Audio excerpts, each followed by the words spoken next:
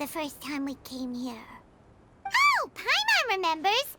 Nahita's consciousness had been trapped by the doctor, but we followed the clues she left behind to help her.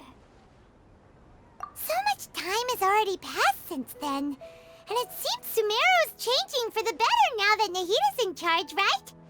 Paimon just hopes this peace will last a long time, and then Nahita won't have any more new problems to deal with. Yeah, guess you're right. We somehow always find ourselves right in the thick of it. Who knows what will happen next? Come to think of it, maybe it's all because of you. Maybe you're just a magnet for trouble. Huh? Me? Before Paimon ran into you, Paimon never ran into any trouble. At most, when she was super tired, Paimon got caught in some strange whirlpool and sucked out into sea. And even then, you fished Paimon out! Anyway, for Nahita's sake, maybe we should think about heading to our next destination for now. Ah, look who it is. Running into you in a place like this? I can see you two still love wandering around. Oh, it's Dia! Since when are we just wandering around? We're usually taking care of some serious business. Even though it may have nothing to do with our journey. But never mind that. What brings you here? I just finished a commission in the desert for a usual client of mine. Nothing too interesting. Just escorting a shipment of goods. I'm on my way to report back. That's when I saw you two all the way over there, chatting away. What were you two talking about anyway? Huh? You serious? Can't say I saw that coming. But you are travelers after all. I guess you'd never stay for too long in one place. Bumping into you like this will become a rarity. I'm starting to feel sad just thinking about it. Hey, how about I gather a few mercs to escort you two? What do you say? Thanks, but no need. Oh, Paimon had no clue you'd miss us so much. But don't worry, we'll come back to see everyone when we get a chance. Sounds good. All you need to do to get to Fontaine is cross this stretch of desert and navigate some waterways. Knowing you two, I'm sure it won't be anything you can't handle. So, when are you leaving? Oh, wait a sec. Paimon just remembered there are still a few dishes in Sumeru that Paimon hasn't tried yet. Now, where's that list Paimon made?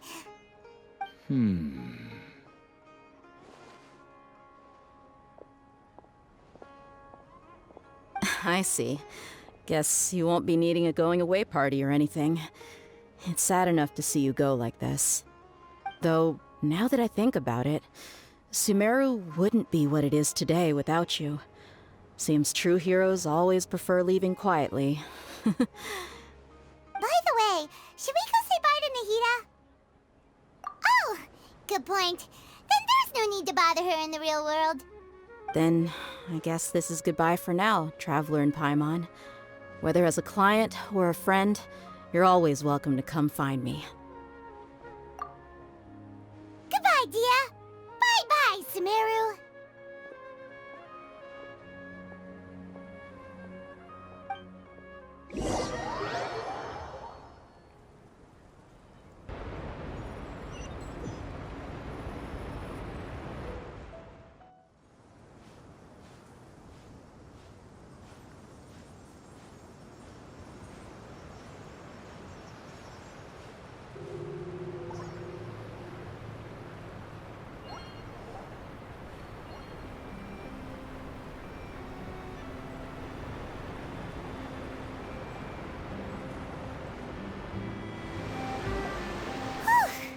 After crossing all that sand and water, we finally made it! Oh, this must be Fontaine's port! Wow! Everything looks so advanced in Fontaine! Paimon's heard that the industry here is extremely developed, and there are all kinds of unusual machines! Just seeing the sights as a tourist is nice, but maybe it would be better if we found something to do! What do you think? Good idea! Nahita gave us loads of useful information. Seeking out the Seven is probably still our best source for information at this point. Yeah, the more we can learn, the better. So, what do you think the Hydro Archon's like? Will we get along? Nahida said that she has a very unique personality, whatever that means. To learn about a nation's god, start with the nation's people. There seems to be some locals talking over there. Let's go see if we can join the party.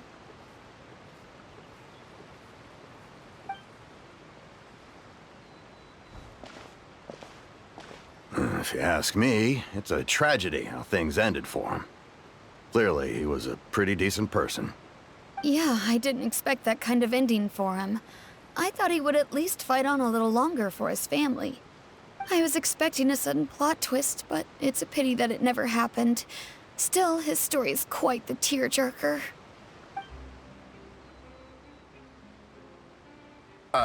Excuse me. Can I help you two? I couldn't help but notice you standing here listening. Hi. We're travelers new to Fontaine, and we had something we wanted to ask, but you seemed to be really busy talking about some kind of play, so we didn't want to interrupt. Play? Oh, no. We're talking about something that really happened. In fact, it's a case that was just heard a few days ago. Really? Like, a real trial? But the way you were talking about it and the words you used just now made it sound like some kind of story. Well, good tales are often based on true stories, aren't they? And what you see in reality may also be someone deliberately putting on an act while harboring ulterior motives. Whether something is true or not simply isn't that important. The main thing is whether the story being acted out on the stage is splendid enough. Oh, but it looks like you're not from around here. You probably don't know that the Fontaine Court of Justice is called the Opera Epiclese, or more commonly known as just the Opera House. But, shouldn't court cases be treated a little more seriously than that? Not to question Fontaine's way of doing things, it's just that putting someone on trial is usually a very serious thing. No worries. Other visitors to Fontaine have wondered the same thing. You could say that we just don't want to waste the moving stories behind those cases. And as for your worries about whether the cases are treated with due reverence, we have the absolutely just and honorable Chief Justice Neuvillette, as well as the Oratrice Mécanique d'Analyse Cardinal, a machine created by the Archon.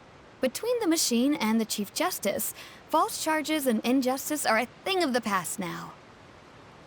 Oratrice? Is it some kind of machine, too? Oh, Paimon's curious. We should check it out if we get the chance. Wait, Paimon almost forgot to ask you our question. Do you know what we should do if we want to meet the Hydro Archon? Oh, that's easy. Just go to the Opera House. Lady Freminet practically lives there. You could definitely say it's her biggest passion. Huh. I think what they mean is that they wish to speak with the Archon personally. In that case, I'm afraid it's going to be a tad more difficult. You'll have to make an appointment well in advance, and it'll depend on whether or not she has any time slots available. Huh. Is the Hydro Archon super busy taking care of official stuff? Wait, didn't you say that she's always at the Opera House? No. Lady Freminet seldom takes an interest with the nation's affairs. The reason it's difficult to make an appointment is simply because she's incredibly popular. That's right. After all, she is the Archon. Though she may tend to get a little dramatic from time to time, people can't get enough of her. Huh. First time Paimon's ever heard of an Archon being described that way before. Wait! Paimon gets now! The Hydro Archon is kinda like a big celebrity here, right? Yeah, I suppose you could say that. Perhaps you could even say our mascot. Hang on. This is still Fontaine's Archon you're talking about. You should show some more respect. Yes, you're right. I guess I should at least try to be a little more respectful in front of visitors. Otherwise, I might get arrested and find myself face to face with Monsieur Neuvillette. Come on. Sure, there's a lot of laws here, but nobody's going to be arrested for saying something disrespectful about the Hydro Archon. Alright, I think we get it. Thank you! At least we now know that we can find the Hydro Archon at the Opera House. But who knows how long making an appointment will take? Guess we could have a look around the city in the meantime. Hey! What are you looking over there for? Huh. Maybe something's the matter. She isn't going to jump into the water, is she? Maybe we better go check on her.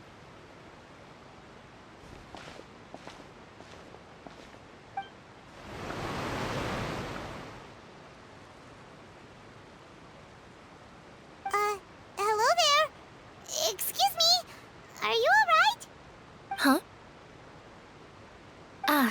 I'm fine. Thanks. Oh, okay then. We just noticed that you seem to be worried about something. About many things, actually. But there's nothing I can do but just keep my troubles to myself. I was just reminiscing about a place my brother and I would play when we were kids. It was just atop that hill over there. See? You're pointing at the sea. Wait, are you saying that you and your brother lived in the water? Though people call the waters around Fontaine a sea, it's actually just an inland lake that's filled with fresh water. And though I can still see that hill clearly in my memories, now it's been completely submerged. He would skip and jump, tossing sand in the wind. The sun shone brightly, and the air was filled with the scent of the sea. But now, the water is gradually swallowing our memories. It won't be long before it swallows us. Sorry. Paimon doesn't really get what you mean. I don't believe we've had the pleasure of meeting. Are you Lynette's new friends? Oh, and you are? Thanks for looking after my sister. She often comes here to reminisce about our childhood, that's all. There's no need for any concern. Allow me to introduce myself. I'm Lyney, and this is my sister Lynette. If I had to guess, I'd say you must be travelers from abroad. Nice to meet you. Paimon is Paimon, and this is the Traveler. We just arrived in Fontaine. We were just talking with your sister. Even though we didn't really get what she was saying. I see. It's unusual for Lynette to be so willing to talk with anyone. In fact, she seldom speaks at all.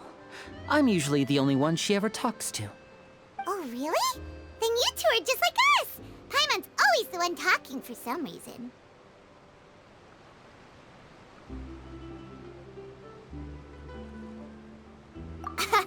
So that's how you think it is?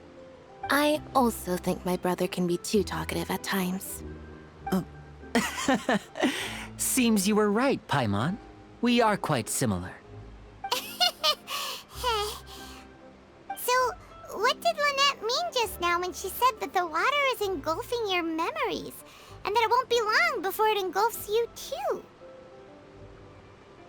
Oh, that. It's from a prophecy that's been circulating in Fontaine for some time now.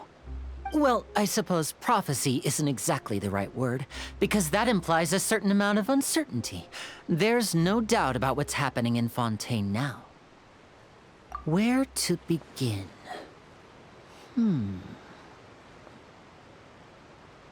Let's put that question on hold for a moment. We still haven't formally greeted each other yet, have we? Did all the introductions earlier not count? Hello, traveler.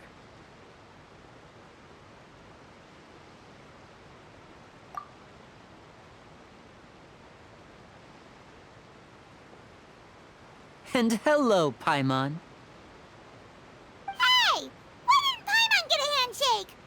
You're not poking fun at Paimon, are you? Please, don't take offense. Just consider it a sort of etiquette we have here in Fontaine when making new friends. You should remember it. It might prove useful. Oh, all right then. Well, Paimon's just happy to have a local friend now. By the way, we were just getting ready to go to the Opera House to meet the Hydro Archon. Would you be able to show us the way? So you're going to see Lady Freminet? No problem at all. In fact, I was planning to go to the Opera House later myself. I'll gladly take you once I finish things here. Please, follow me.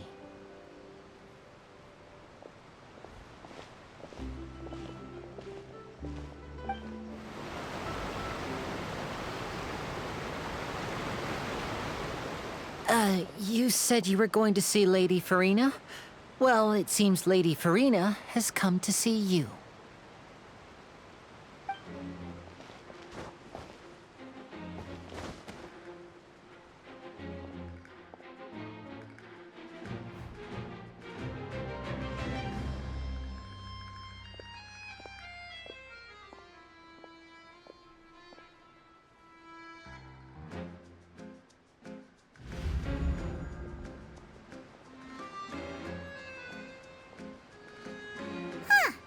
So, she's the Hydro Archon? But how did she know we were looking for her? My dear people, rich and poor, those with cup in hand and those with nothing at all, raise your glasses in celebration! If you don't have one, then just raise your hand in lieu.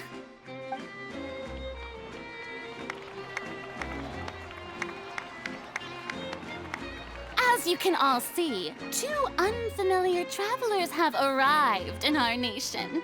Come, let us make a toast in honor of this traveler and her companion who have journeyed here from distant lands.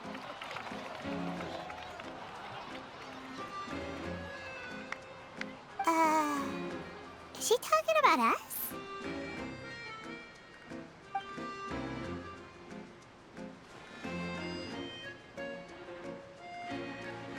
I've long heard of the turmoil and chaos you've left in your wake as you visited other nations, but I welcome you nevertheless.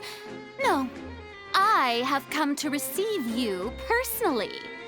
Fear is for insignificant cowards. I am a god, and I will never entertain the notion of such meaningless wariness. You can be rest assured, I see clearly your sincerity. Of course, seeking an audience with me is the most sensible thing to do. It will allow you to truly behold my power and witness my authority. Intelligent people always gather under the correct banner. I, Focalor, hereby welcome you to the nation of Hydro and acknowledge the value and significance of your trip. Now, you may rejoice in this. Yeah, Paimon still can't believe it. Feels like we've only been here for a few minutes. But the Hydro Archon's entrance was, how should Paimon describe it? A little over the top?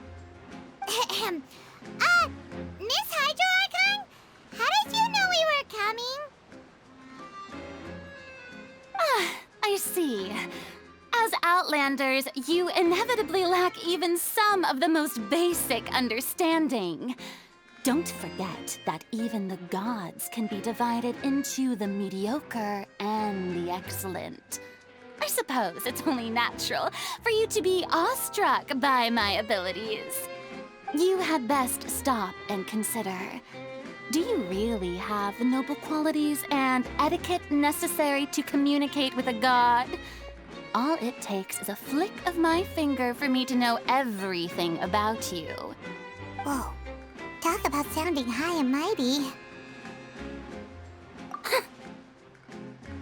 Oh? What's with these looks? Perhaps the welcoming ceremony still isn't enough? What else should I say then?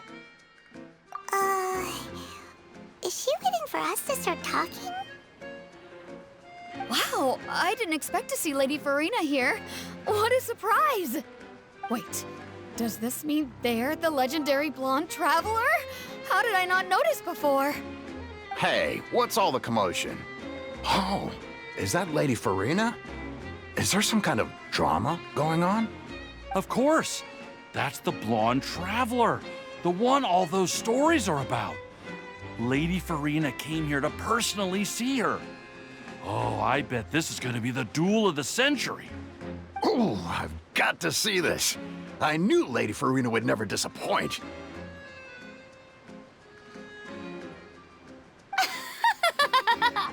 Yes, but don't get too excited now. My dear believers and spectators alike tend to get quite rowdy, and despite the noise, I've come to tolerate all their ruckus.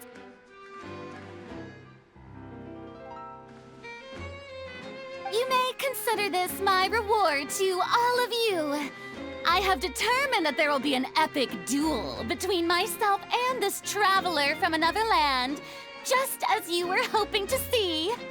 Now she wants to fight? Aren't we getting a little ahead of ourselves?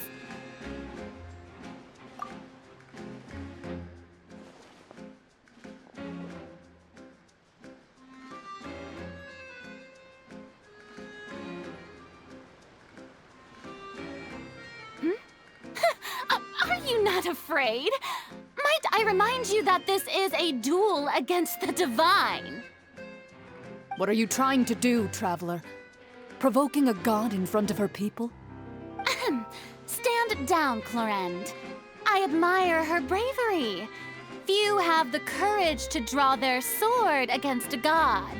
She is obviously a true warrior.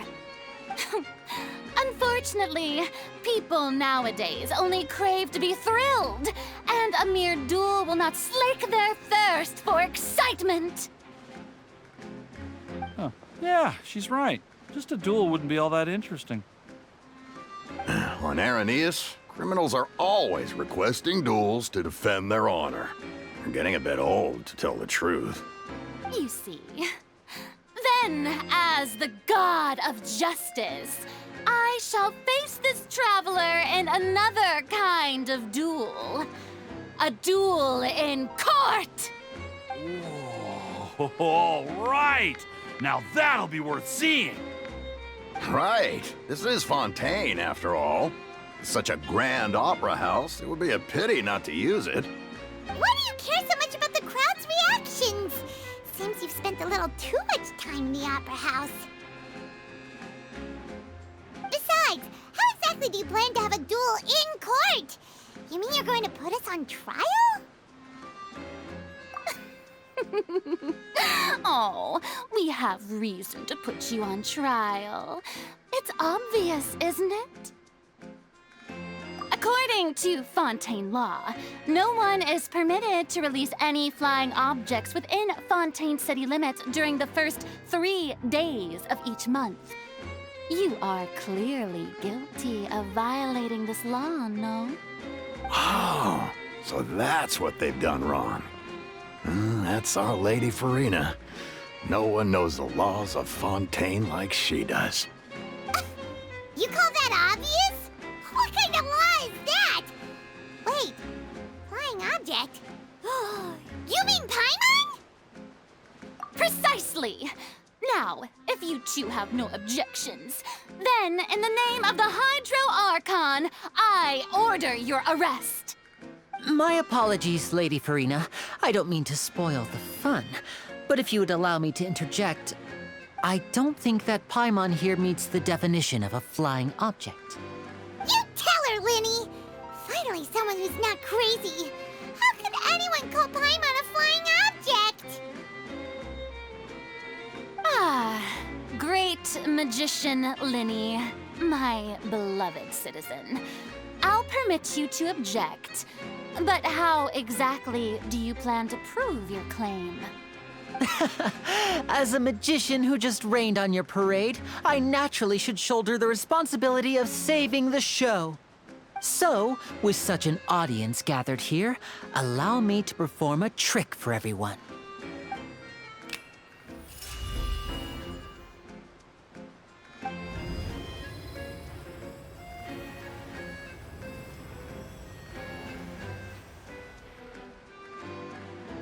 Ta-da! What's that on Paimon's back?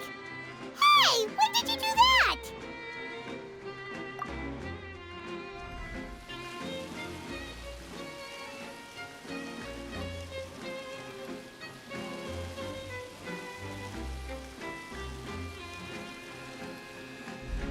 There. As you can all clearly see, Paimon should be classified as, well, something like a balloon. This rope has been in the Traveler's hand all along. It was just that no one could see it before. Huh? You call that magic? You've got to be joking. I thought it was pretty good. Nice one. Huh. I'm not sure what to think. It seems Lady Furina's charges no longer hold water.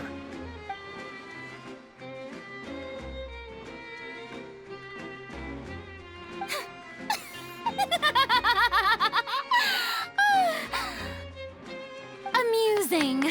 Very amusing, Lyney. Just the sort of unexpected twist that I enjoy. With you here, today's performance can finally be called complete. Performance? You see all this as a performance? In which case, consider the matter of your trial resolved. The god of justice will not bring charges against an innocent person. But when there are valid grounds, I will not only judge travelers from abroad, but even the gods of other lands. I look forward to seeing your upcoming performance at the Opera House, Mr. Lyney and Miss Lynette. That's enough for now. Toodaloo!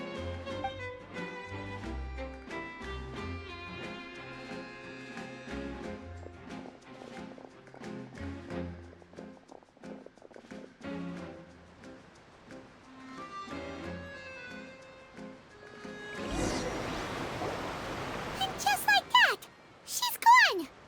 Well, that's the most unpredictable Archon Paimon's ever seen. He never even had a chance to ask her anything.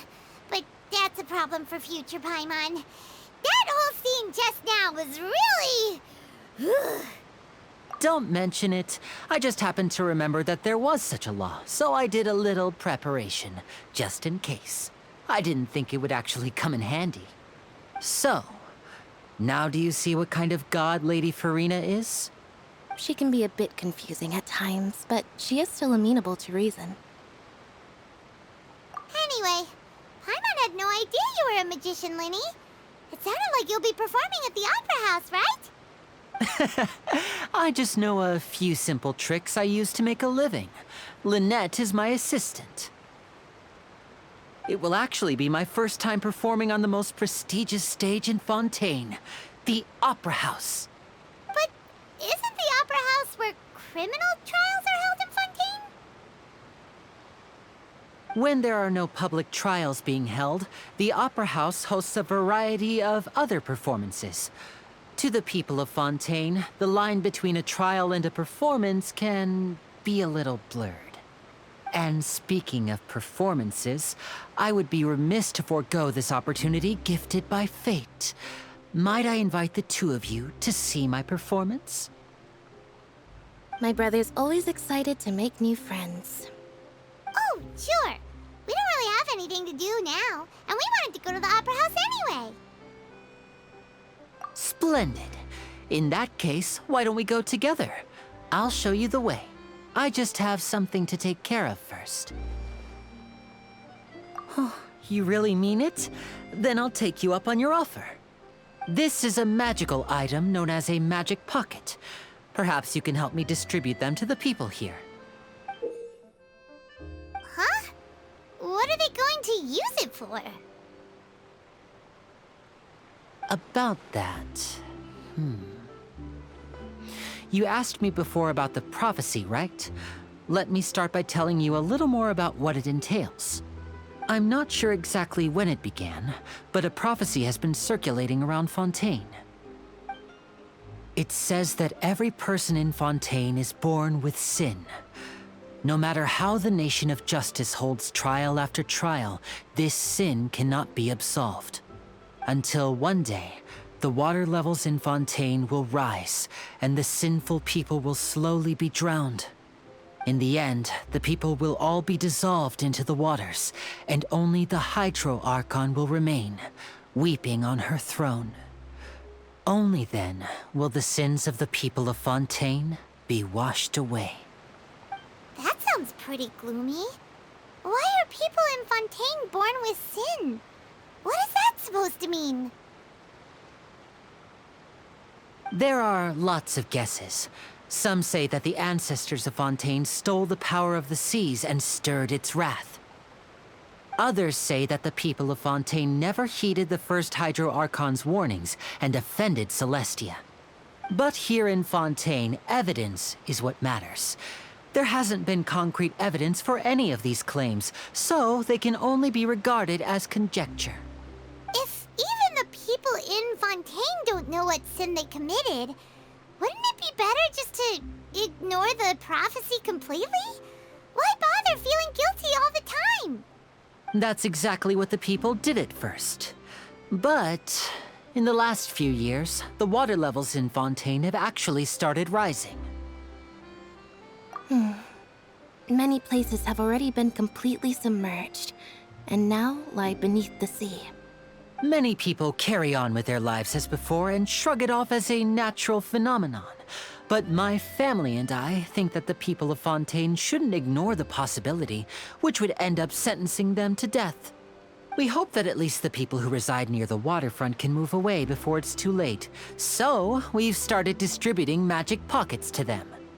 As a magical item, these magic pockets have astonishing capacity. I'm sure they will come in handy when people are moving their belongings. Oh, Hyman gets it! It's like preparing for a rainy day! But this is more than a bit of rain. Perhaps only absolute power could ever contend with such a catastrophe. But who knows? We're just tiny specks in the grand scheme of things. Now, if you'd like to help, then please give these magic pockets to anyone nearby. Be sure to convince them to take it, regardless of what they say. What's this? So you also believe in the prophecy. Keep it. I won't have any use for it. What? You mean you don't believe in the prophecy? No, I believe in the prophecy. But I also believe in another story. The story says that people once lived in the ocean. They were one with the ocean and couldn't live apart from it. But as time wore on, people desired to live on land and developed blood vessels, encapsulating the sea within their bodies. Thus could people set foot on land. So, if you ask me, when the water rises and takes us all, it'll be like we're going home. Oh, we hadn't heard that one before. But people can't live underwater. They'll die. You should probably still take it.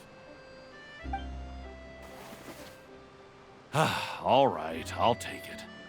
I guess I just feel that being dissolved into the water doesn't necessarily mean death. So you're the blonde traveler that everyone's been talking about. My apologies for not recognizing you earlier. Oh, a magic pocket? Seems you really thought of everything. I guess it's better to prepare for the worst and hope for the best. Thanks. Please, also thank the magician on my behalf when you get the chance. Huh? I don't want that thing. Way I see it, if the prophecy's true, it's still gonna be a long time before the water can cover everything. Life is all about living in the moment. What use is there in worrying about the future all the time? We'll cross that bridge when we get to it. You should still take it. You never know when it'll come in handy. Oh, all right, fine. Thanks.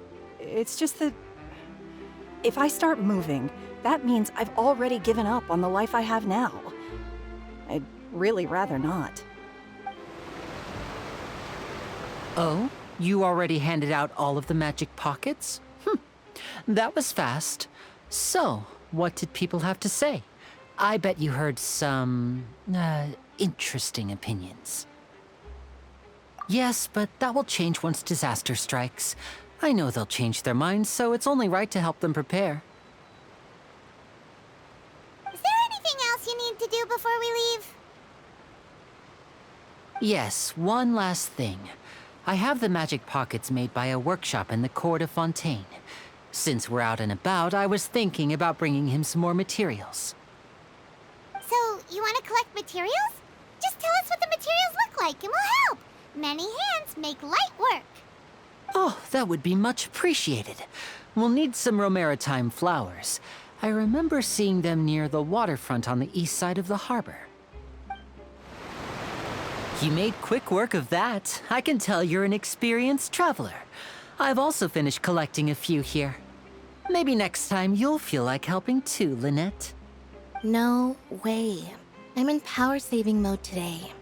Otherwise, I fear I may not have any energy left for the performance at the Opera House. Fine. Though the performance is still a long way off. Now that we're finished here, we should get ready to head back to the Court of Fontaine. So, we're going to the Court of Fontaine before we head to the Opera House? Good. Paimon wants a tour of Fontaine's largest city and try...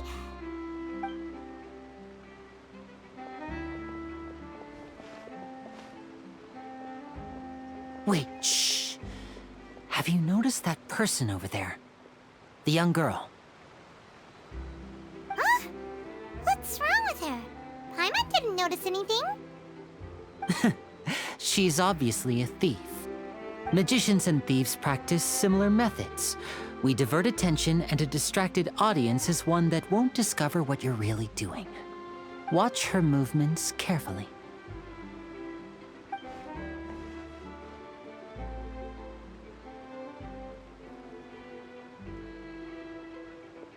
Oh, he's right! Shh, keep your voice down. We need to think of a way to catch her, but it seems she's very alert. Perhaps we should split up. You two can ride the lift over there and wait up top. I bet that'll be her escape route if she tries to run. All right, let's go. This is the spot where Lyney wanted us to wait.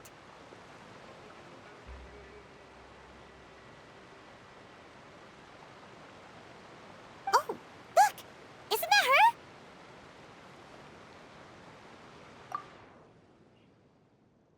Oh no! Did she notice us?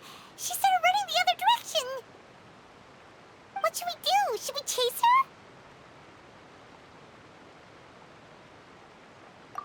You're right. She might also be trying to lure us away.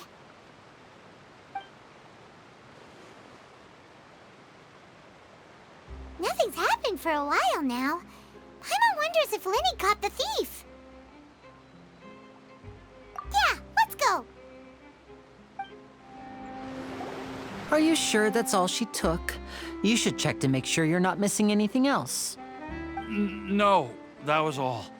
Oh, I can't thank you enough. I didn't notice a thing earlier. Anyway, I should be going now.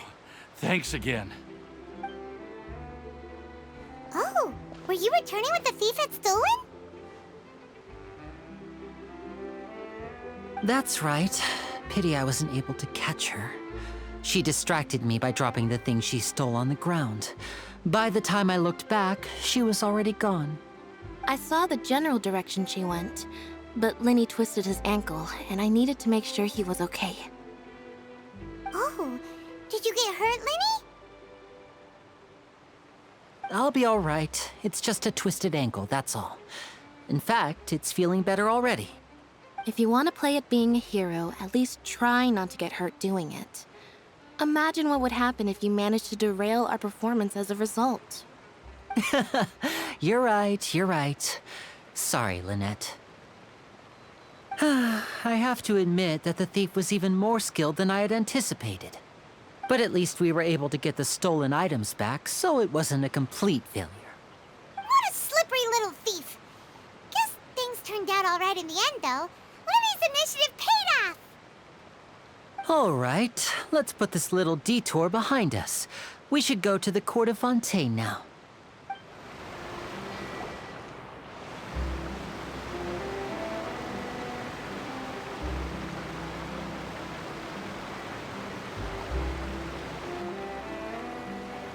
So, we ride this thing to go into the city?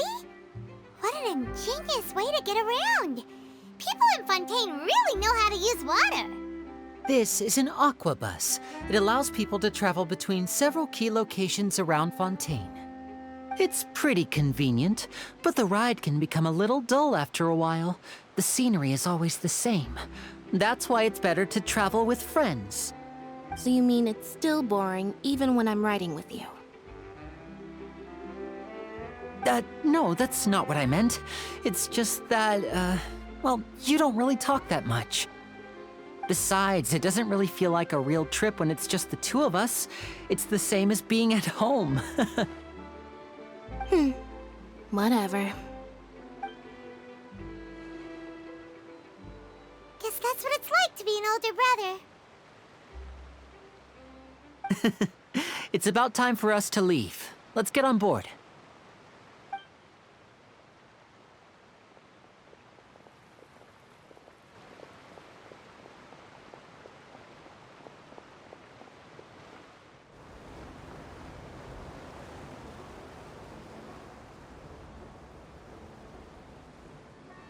Huh? What? Traveler! Paimon!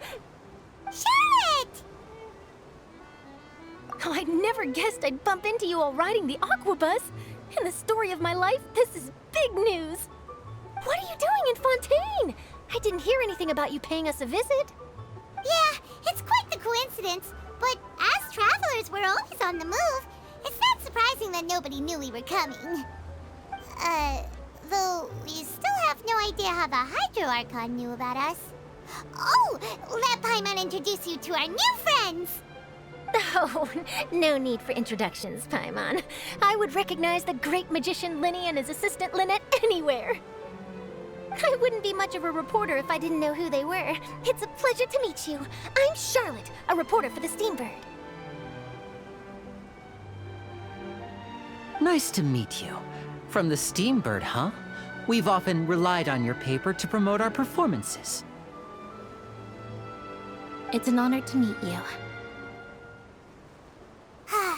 Now that everyone knows each other, Fontaine suddenly doesn't feel like such an unfamiliar place. So, what have you been up to lately, Charlotte? Any big news? Not too much. When there isn't any breaking news, I mainly cover the trials at the Opera House.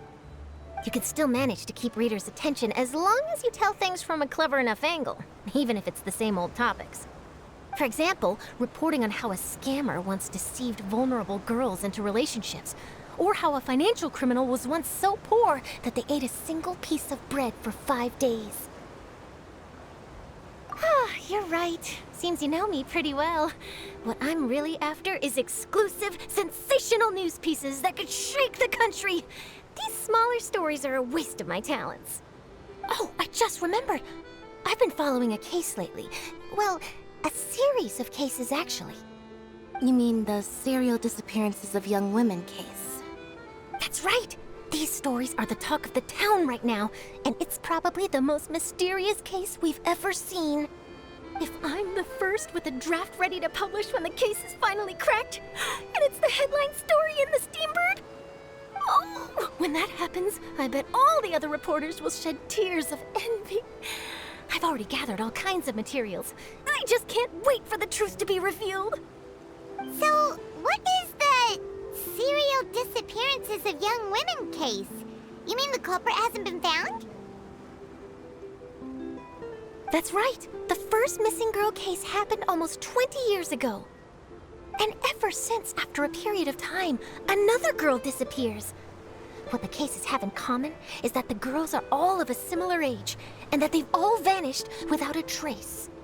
But the scariest part is that to this day, none of the girls have ever been found.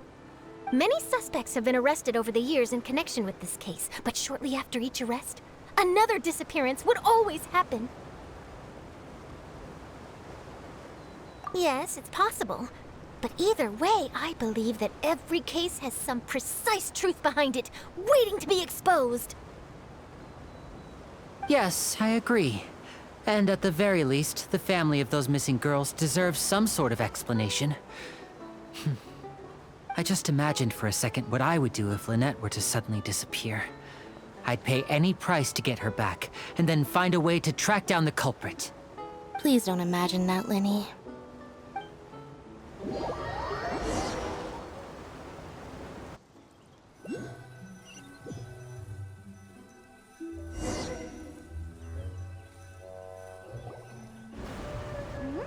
Hey, we're almost there! Look!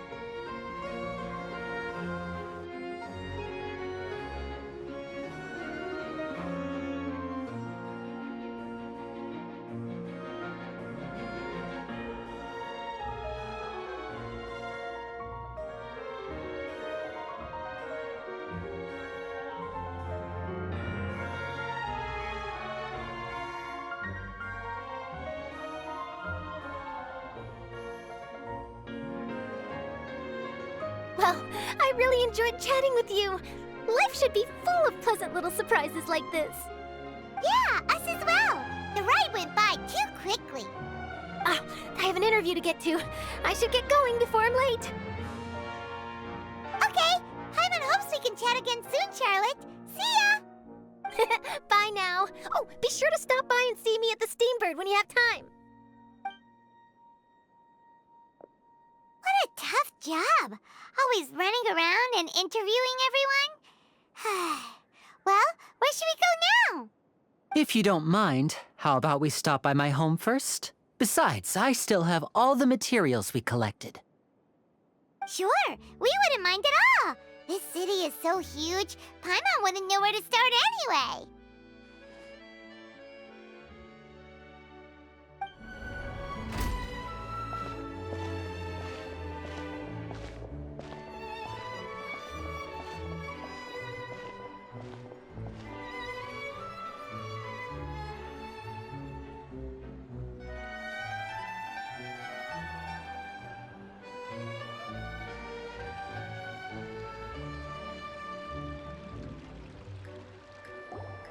This is our current abode.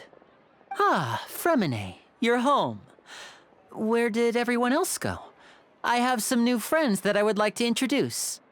Oh, they all just went out a moment ago.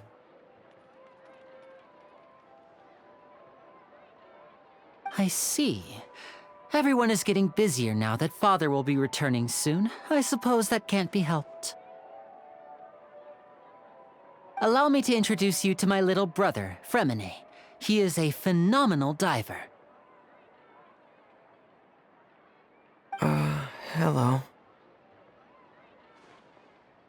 Nice to meet you. Paimon is Paimon, and this is the Traveler. Oh, you sound very proud to have a diver as a brother, Lyney.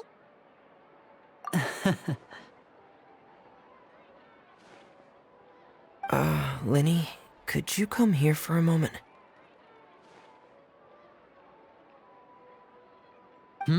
What is it, Freminet? Do you have something to tell me?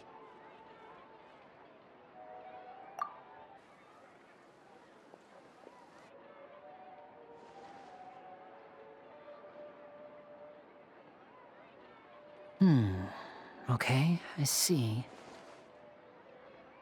Is everything all right? Oh, it's nothing. We were just discussing a little housework. Sorry for the interruption. Oh, before I forget, the Traveler and I collected more materials to make magic pockets. Were you able to get any, Freminet? Yes, I went diving and gathered lots of materials.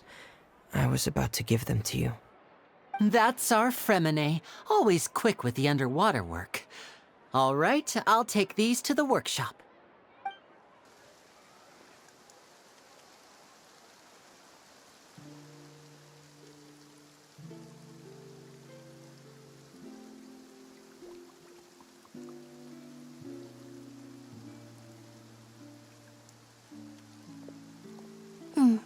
Looks like rain. Oh, you're right. But wasn't it clear and sunny just a moment ago? Fontaine's weather sure is weird. I'm afraid that's just how it is here. It often rains on days where there are trials being held in the Opera House, but don't worry, it'll clear up soon enough. What's wrong, Freminet? There's a legend about the rain that I tend to believe. It's said that a dragon of water once resided in Fontaine. Though we don't know where the dragon went, every time it weeps, the skies will cloud up and pour out rain. When I was a child, my mother told me that if I wanted to go outside and play, I should yell toward the sky at the top of my lungs. Hydro Dragon! Hydro Dragon! Don't cry! If it's an elemental dragon, then having the power to make it rain wouldn't be very unusual. Let Paimon try something. Hydro Dragon, don't cry!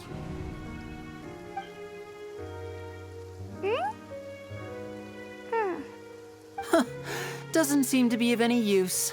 It is just a legend after all. You know, you might be a more popular magician if you understood the concept of romanticism. Or could at least play along.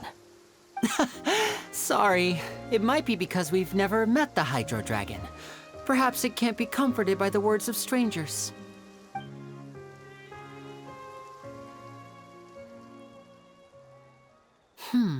It rained for longer than I suspected. Oh, it's already getting late. Was there something you needed to do, Lyney? Yeah, some preparations for the show at the Opera House. I need to find a way to catch the last aqua bus of the day. On the day of the performance, just ride the aqua bus to the island of Aeneas.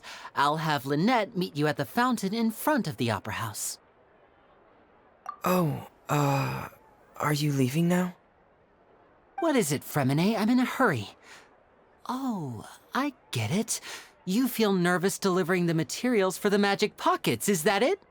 Perhaps we could trouble the Traveler to help us take these materials to the Beaumont workshop and deliver them to the owner there? I'm afraid that Freminet can be quite introverted, and the boss there tends to be pretty talkative. Freminet has always been a little afraid of her. No trouble at all! Don't worry, we're on the case! Sorry for the inconvenience. I'm quite useless when it comes to such tasks. I'll think of a way to make it up to you. Oh, no need! This'll be a walk in the park for us!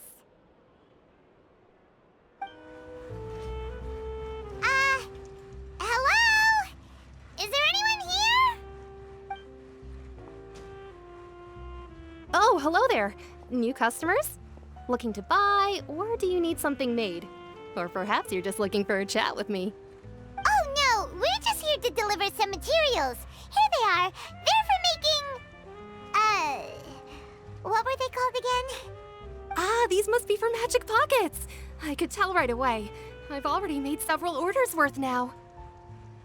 No need. They've already prepaid several batches worth. When they told me what they'd be using them for, I even offered them a discount.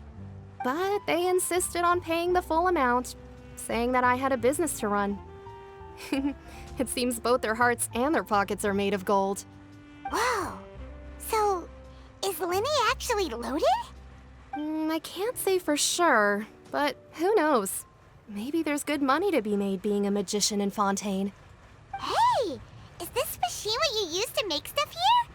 It looks really advanced. Why use your hands when a machine can do the work? It would be a waste not to use the latest technology. And wasting is a kind of crime. But where does a big machine like that get its power from? Well, it's a little complicated. I'm not sure I can put it in layman's terms for you. But basically, everything we usually use here in the city is powered by indemnitium. It's a type of energy that's produced from trials. Huh? How can trials produce energy?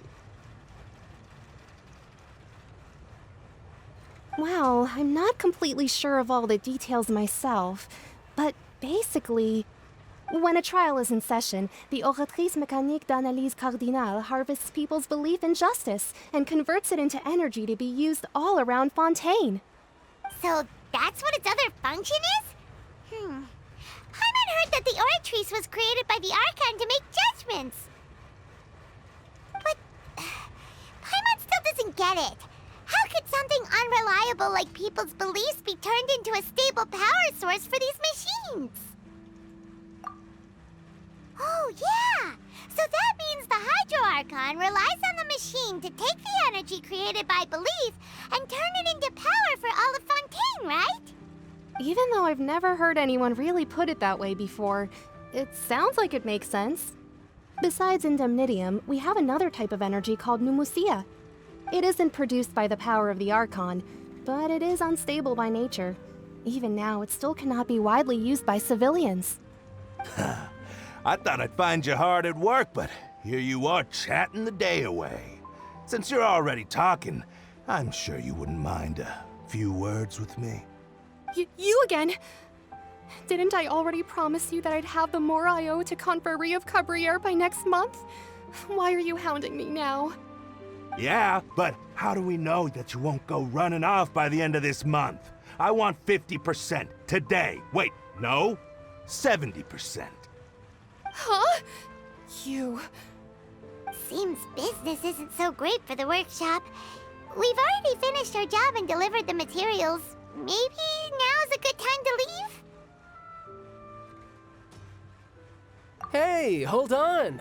Before you go around trying to collect payments, why don't you settle your own debts first? If Confrérie of Caribert wants to poach clients from Northland Bank, that's fine. But I'm afraid you still owe the bank a hefty sum of mora. So why don't we work things out between us first, before you get back to your little conversation here? You're from Northland Bank. But we said we'll pay everything we owe next month. Why are you hounding me now? Traveler, Paimon! I didn't think I'd run into you here in Fontaine. What are the chances?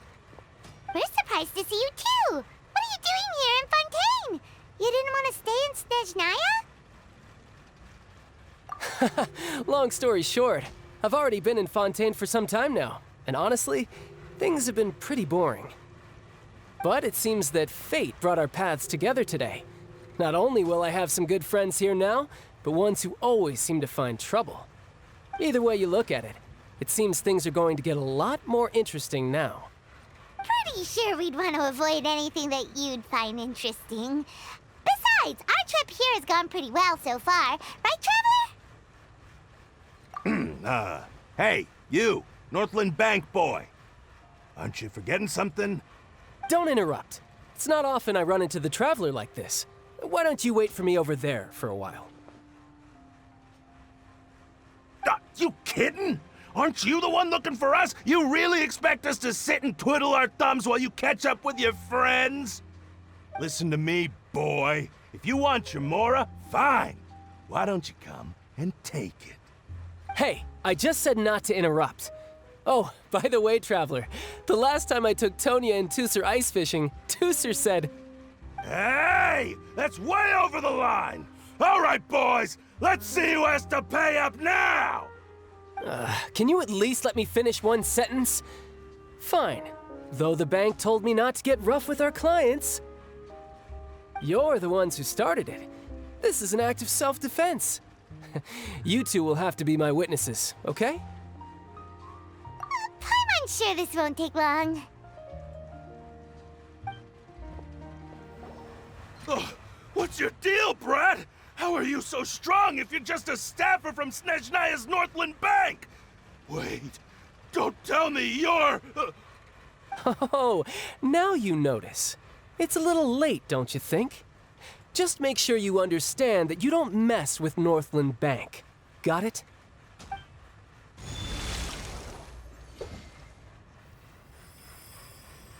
Huh? Now's my chance!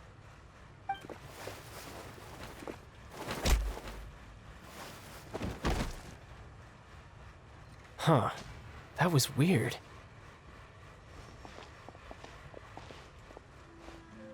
I'm not sure. It's as if I suddenly lost control of my hydro powers when I needed them.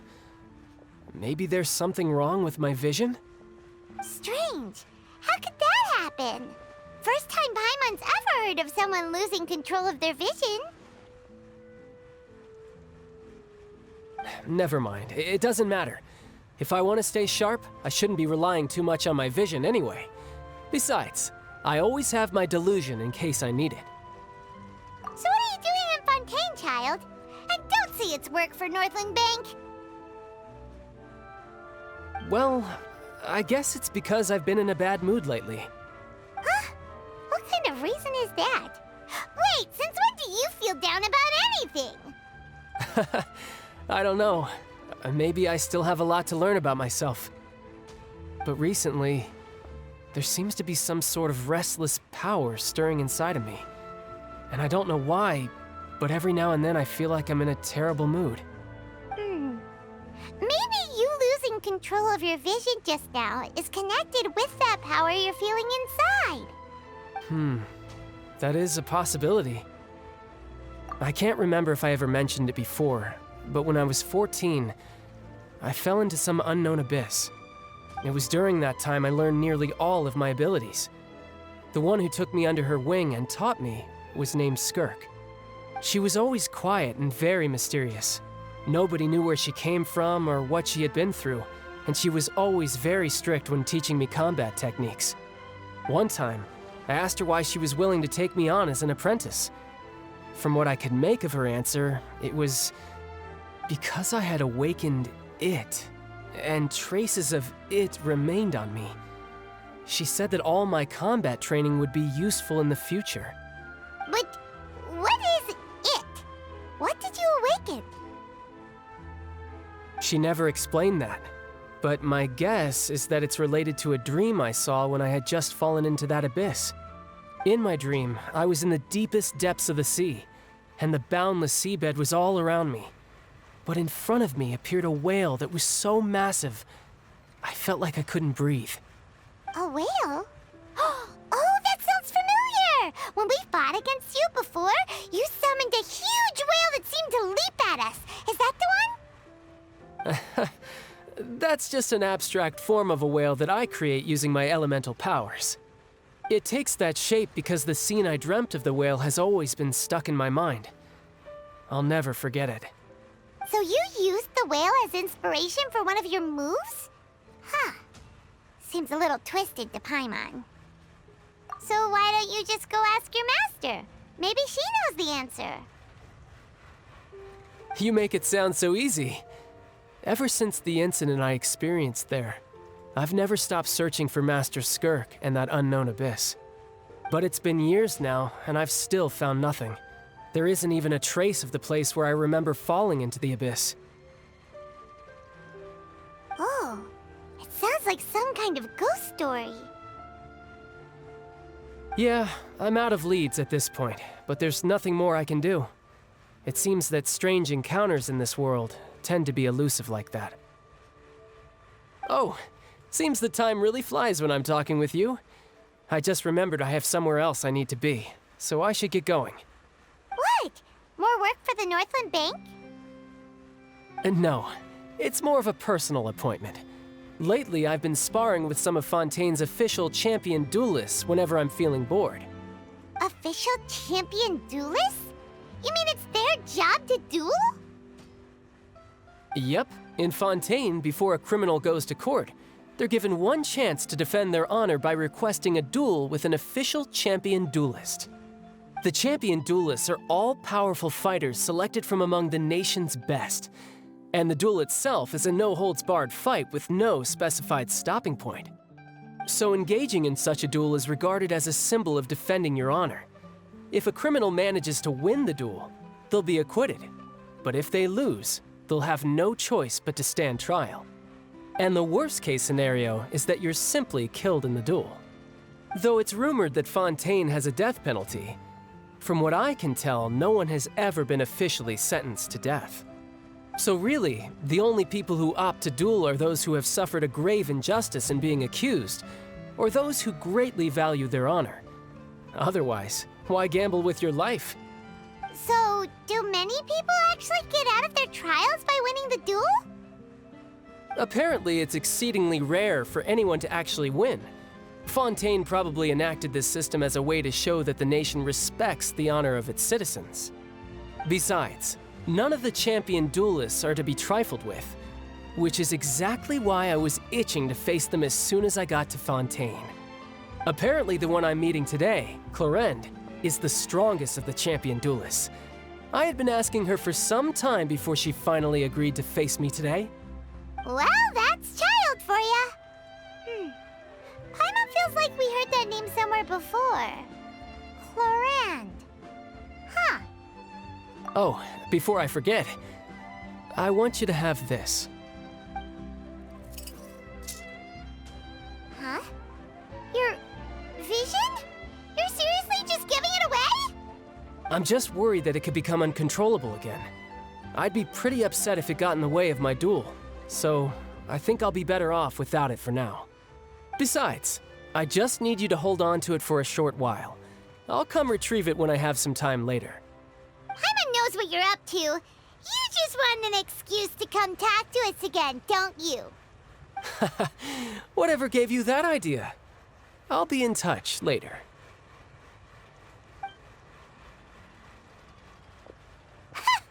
That sneaky guy. He said he's been feeling down lately, but he seemed the same as ever to Paimon. Well, since we don't have much to do for now, we might as well walk around and see the city before Lyney's performance.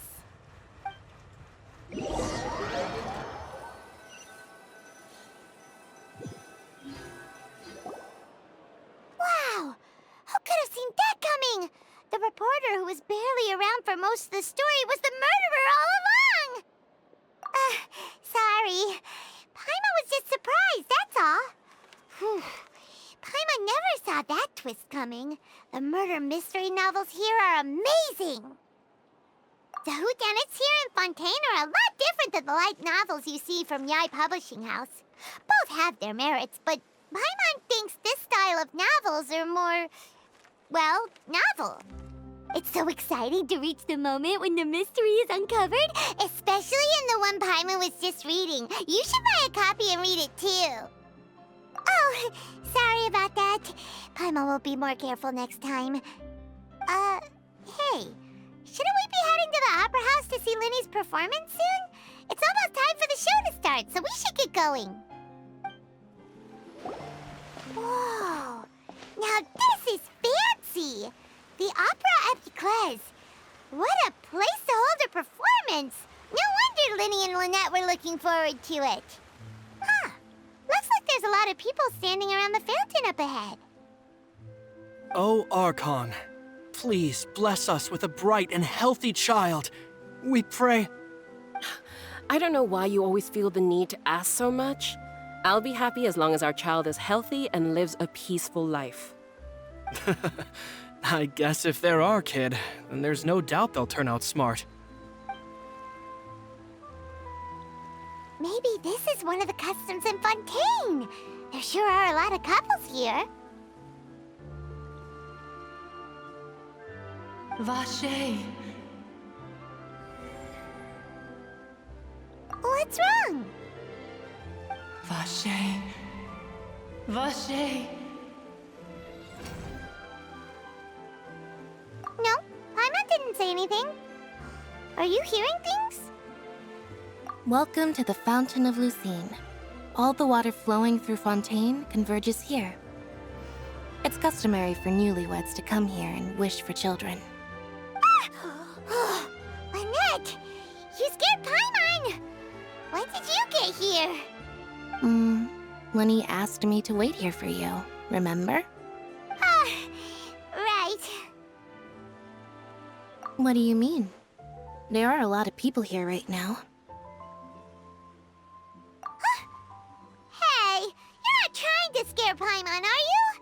Besides, it's the middle of the day. It's not the time for eerie things. I see. I might be able to tell you something that could help explain the voice you heard. In fact, you might not be imagining things at all. I suspect that what you heard is a result of your hypersensitivity to the hydro element. Others in my family have had similar experiences. It's because of her sensitivity to the hydro element? But what would hearing a voice have to do with elemental power? When do you cry, Paimon? Wait, what? What does that have to do with anything? Just answer me. When do you cry?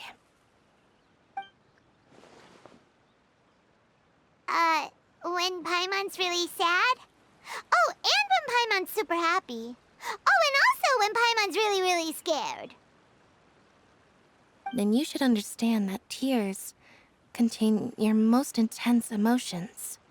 Like I just mentioned, the Fountain of Lucine is where all the flowing water in Fontaine converges. Even the tears that fall to the ground will eventually gather here. So maybe what you heard was the intense emotion coming from someone's tears. So, what did the voice say? If you were hearing their emotions, then Paimon wonders what happened to them. Rather than worrying about them, we should worry about my brother first. Don't let that calm look of his fool you. He tends to get pretty nervous just before a performance. So chatting with Lyney might help him relax a little before he goes on stage. Oh, right. That makes sense. Let's go in and see Lyney.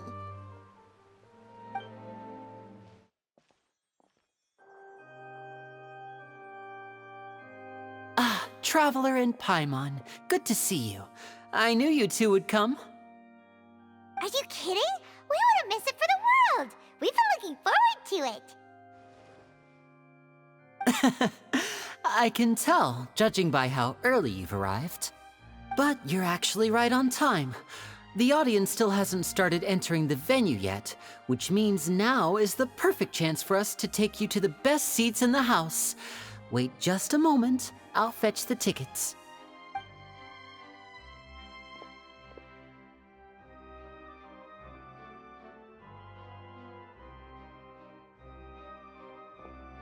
The Opera House has assigned seating, so you always have to make reservations. I've already reserved your seats, and here are your tickets. Ooh, front row seats! Thanks, Lyney! Don't mention it. There's no need to keep thanking me. Hey, Lyney! Could you come over here and take a look at this? Oh, I'll be right there. Seems there's an issue with the stage props over there. That's Cal, my assistant, calling me. I'll go lend him a hand. Yeah, we'll just go to our seats. You go ahead, Lyney.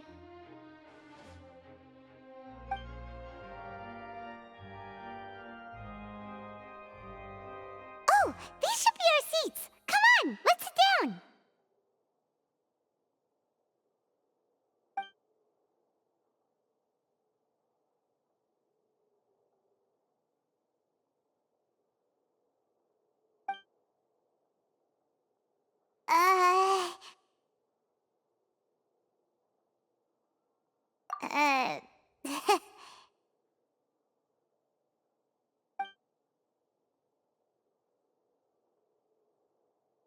Hey, Traveler. Maybe we should strike up a conversation with the person next to us. Since we're sitting together and the rest of the place is practically empty still, it's kinda awkward if we don't say anything. Oh, you little... Of course you put this on Paimon. Excuse me, I did not realize you felt awkward. I am terribly sorry. I would be perfectly happy to chat with you if that is what you would like. Oh, so you heard all of that, did ya? Boy, you sure have good ears. Paimon thought she was keeping her voice down. Wait, that's not it, Paimon's. Sorry. Paimon's the one who was being rude, talking under her breath like that. So, let's talk, but, what should we talk about? Oh, Paimon's got it. You're also here early and sitting in the front. Are you a friend of Lyney's too? A friend, you say? Well, if Mr. Lyney would like to be my friend, I would be more than happy to reciprocate. Oh, so you're not friends with Lyney then? Oh, this is getting more awkward by the second. Paimon nearly forgot to make her introduction. Nice to meet you. Paimon is Paimon, and this is the Traveler. We just arrived in Fontaine. It is an honor to meet you two. I have heard of your deeds across Tevat. And as required by proper etiquette, I will also introduce myself. I am... Oh, Monsieur Nervillet! What an honor it is to have you here to see my show! Ah, Mr. Lyney. I should say it is in fact an honor for me to see your performance in person. Wait, Nervillet? Could he be... I saw you all chatting just now, but it seems you still don't know who Monsieur Nervillet is. Allow me to introduce you to Fontaine's Chief Justice. That seat is always reserved for him. It wouldn't be too much to say that he's the symbol of justice and honesty here in Fontaine. Whoa! Sorry for being so rude just now. Paimon had no idea you were such an important person. No offense taken. Being Chief Justice is merely what I do for work. Nearly every person has their usual reserved seat, so I'm not so special, really. And by the way, I should probably let you know, even though I would prefer not to. There's someone sitting up there in the VIP seats that has been striking a pose for quite a while now. I believe she is trying to give you a most elegant and impressive first impression. So I think you should take notice of her sooner rather than later, otherwise she may become flustered.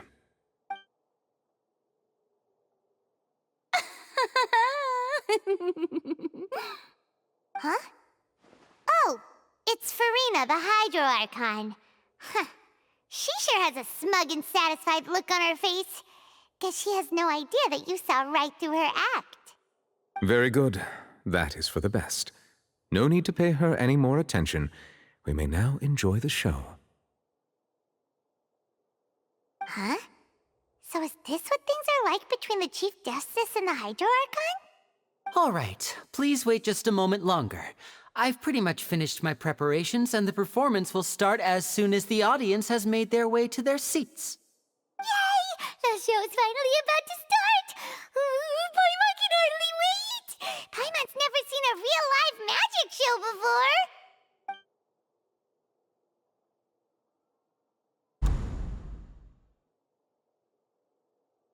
Oh! They're dimming the lights! The show must be starting!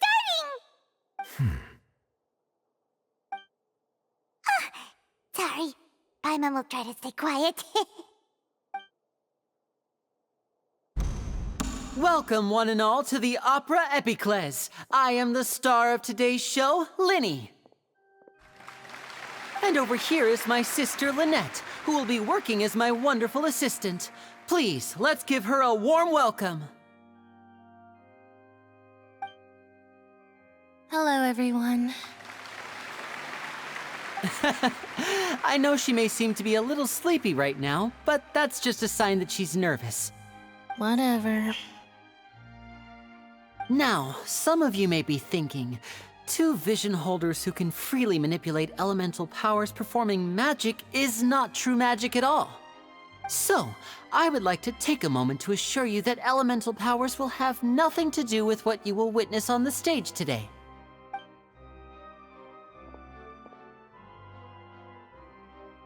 both Lynette and myself have removed our visions for the show. That way, even the gods won't be able to help us. Oh, good point. That's what makes the show real magic. Now, without further ado, let the show begin. Lynette will now exit the stage to make some preparations. I know you might miss her, but don't worry. She'll be coming right back on stage momentarily. Perhaps in an unexpected way. I'm sure she'll be stealing the spotlight soon enough. Oh, and before I forget, there's one more thing I should say. You never know what can happen in the blink of an eye. A magician's greatest skill is making things disappear or appear. The possibilities are endless.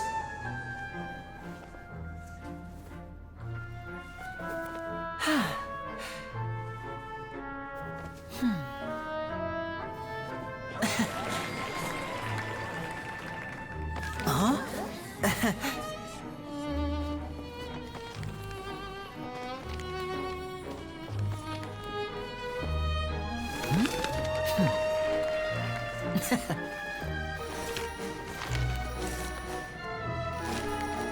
But this isn't what you came for.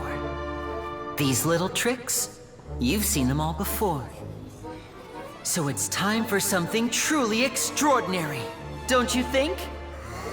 This one's a little tricky.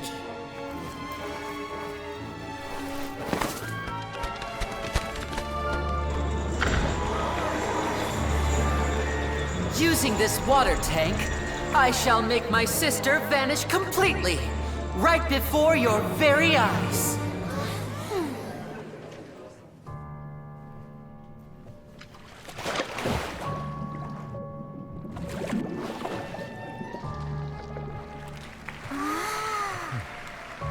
It's actually quite simple. She'll just turn into air bubbles and float right out of the top.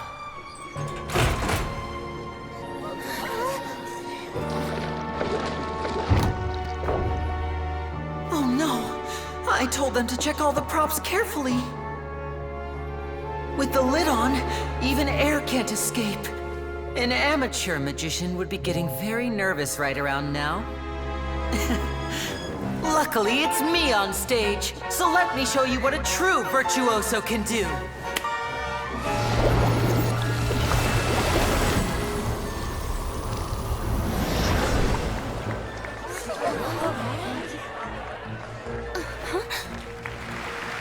Lynette, are you still there?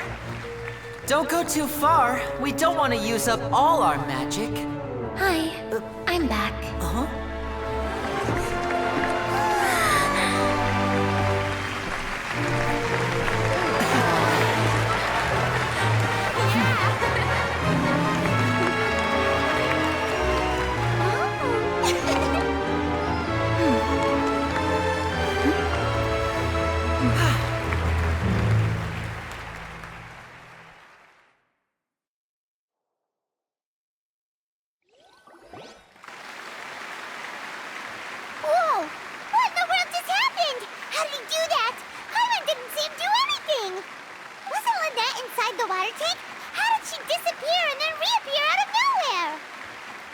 If we could see easily through his tricks, then that would mean that his skills are still lacking. To appreciate magic, you should focus on the show happening on stage, rather than getting caught up in trying to see that which has been intentionally hidden. Guess you're right. Paimon couldn't believe her eyes when Lynette reappeared. Amazing! Thank you everyone. I'm glad you enjoyed that performance. But our magical journey has only just begun. I've prepared even more astonishing surprises for everyone here. The magic of transformation and disappearance can go far beyond what you've just seen. I'm sure many of you are thinking that escaping the water tank was impressive enough, but Lynette is still my assistant after all. In which case, I have ample time to make all necessary preparations. So, for my next trick, I will require the participation of one lucky audience member. Please, if my assistants could bring out the magical boxes now. There are 2 boxes and only 2 boxes. One is here and one is there in the aisle among the audience. I'm sure many of our clever audience members have already guessed our next magic trick. A swap! Our lucky audience member and I will each enter a magic box. After 1 minute, we will each emerge from the opposite box. Now please, everyone pay very close attention to the box you see here. Don't give me any chance to make a move. Wow! How's he gonna do this? Hey, do you think this is all magic tricks, or does Lyney have actual superpowers? The lucky audience member will be generated by this random number selector. It selects numbers entirely at random. Even I don't know who will be chosen to participate. Now then, let's begin. Let me see. Oh, row 7, seat 3. Congratulations! You now have the chance to experience magic firsthand for an entire minute. Please, come forward. My assistant will take you beside the magic box. I'm sorry, it might be a little cramped inside, but no need to feel nervous. We've carefully arranged everything for you to be as comfortable as possible. You don't need to do anything, but no matter what strange things may happen, don't come out of the box. If the magic is interrupted, who knows where you might end up? You might even find yourself in the Fortress of Meropide. Oh, okay. All right. Before I enter the magic box, there is one more thing I need to ask the audience to do. Could you all give me a countdown? Like this. 60, 59, 58. Just keep counting down. You can go a little faster or slower if you like. I won't be able to see anything in the pitch-black box, so I'll be relying on your voices to know when time is up. Oh, and no tricks now. If you quickly count from 60 in just 30 seconds, then I'll be in a tough spot. Ooh! Paimon kinda wants to count faster after hearing him say that! No, that won't do. I can see it in your eyes. You still can't be trusted. Let's practice together. Come on, repeat after me. 60, 59, 58. 60, 59, 58! That's right, perfect. Keep it going. All right, I'll see you all on the other side once you've finished counting.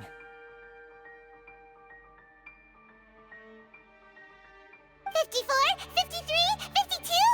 Huh? Why aren't you counting, Nervalet? I am counting in my head. I think things are exciting enough in here as it is. Merely a consequence of my identity and personality. Do not worry about me. Just enjoy the show. Oh, all right. You look so serious that Paimon thought you might be feeling uncomfortable or something. 40, 39, 38! Mr. Lyney, are you all right in there? Is everything ready? Yes, I'm fine. I'm just double-checking the direction of the magic. It would be a disaster if we get sent to the wrong places. For example, mid-air right above the audience. Even though he's saying that, Lyney doesn't seem nervous at all.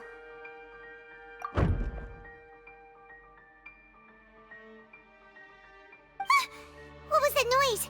Did you hear it too? Not sure. Anyway, it doesn't seem like anyone's worried about it.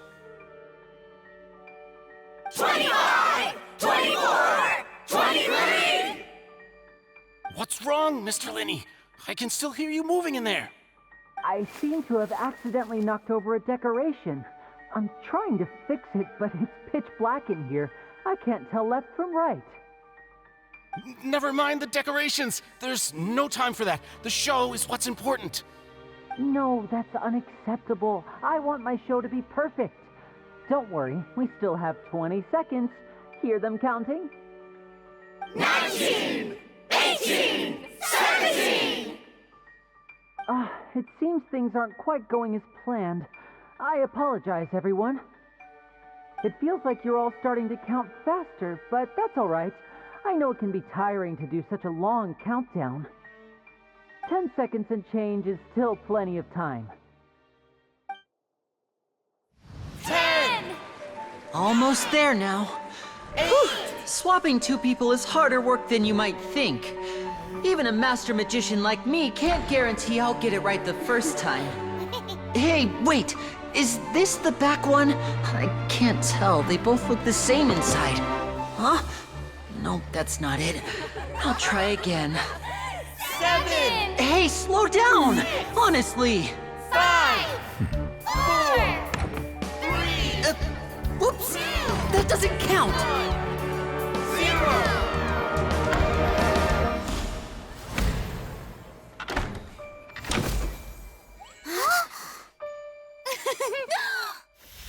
Ta-da!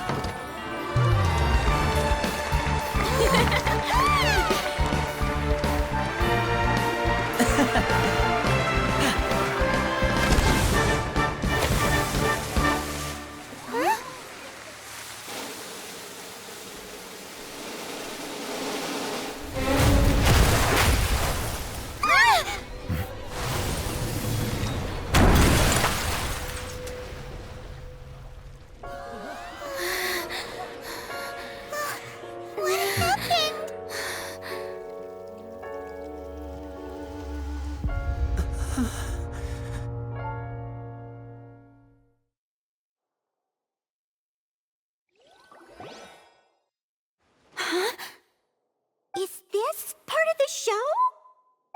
Mr. Lyney, you're going to use magic to fix the stage now, right? What happened? Oh no. Maybe this isn't part of the show. The girl was still in that box, right? This performance is over. Medical staff with me. Guards, secure the scene and detain all the performers. Seal the exits. No one is allowed in or out at this time. Yes, that's right. If this was just an accident, then we must investigate the cause. But if this was all part of some scheme, then those accountable will not escape the judgment of the God of Justice. No need to be alarmed, you two. We'll get to the bottom of this soon enough.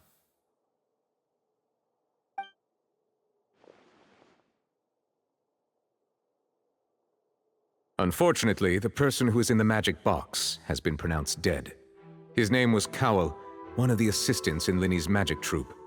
Apparently, the fireworks on stage ignited the ropes that were suspending the water tank, which then caused the tank to fall onto the stage. As of now, we are still not sure why we found Cowell in the box, rather than the guest from the audience. And after an initial search of the area, the guards have confirmed that the girl is nowhere to be found. It appears that this incident was not merely some mishap with the performance. And there are many indications that it is connected with the case of the serial disappearances of young women. The serial disappearances case? That's the case that Charlotte mentioned before! I know the truth. I can see through the whole thing. Really, using such a shallow and obvious mystery as his finale. Did he really underestimate us that badly? I say that our powerful magician, Mr. Lyney, is now the prime suspect for the serial disappearances case. Huh? Why me? This whole thing was an accident. No, this all occurred during your magic show, did it not? The missing girl disappeared after being chosen, did she not? The deceased is one of your assistants, is he not? Now that I think about it, that whole speech about magicians making things disappear was nothing more than a provocation, a bald-faced challenge. That can't be right! How can Lyney do this? He was in the box on the stage the entire time! We can even hear his voice! Besides, before the show, he told us that he would like to catch the criminal behind the disappearances! He couldn't possibly mean catching himself!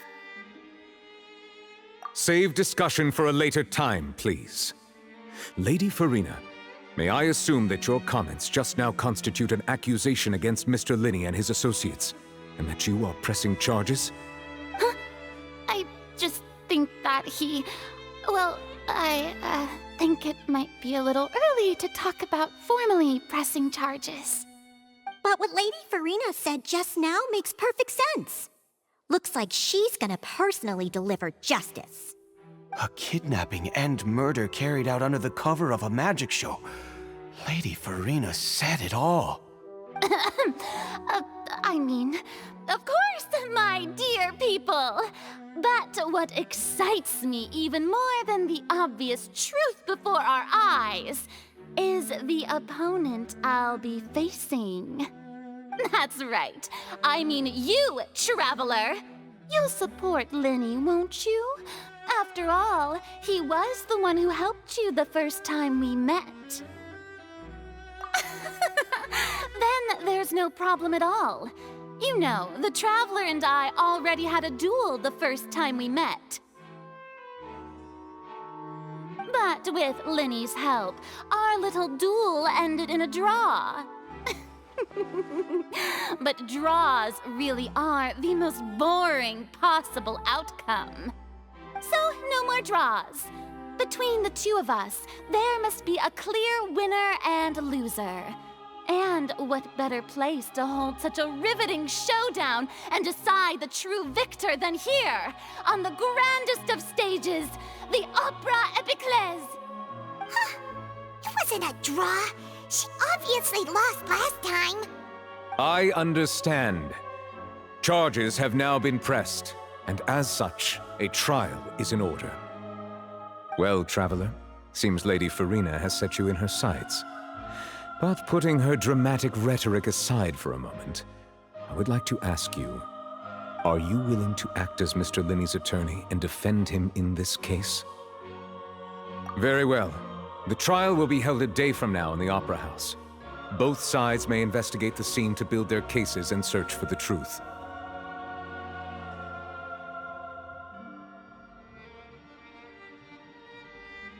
Lyney and his troupe are all potential suspects and shall remain within the Opera House.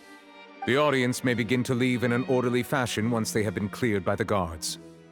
A day isn't that long. Let's see what kind of case this big-shot Outlander can build in such a short amount of time.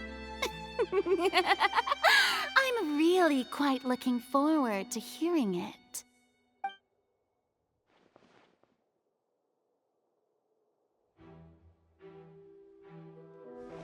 Lyney!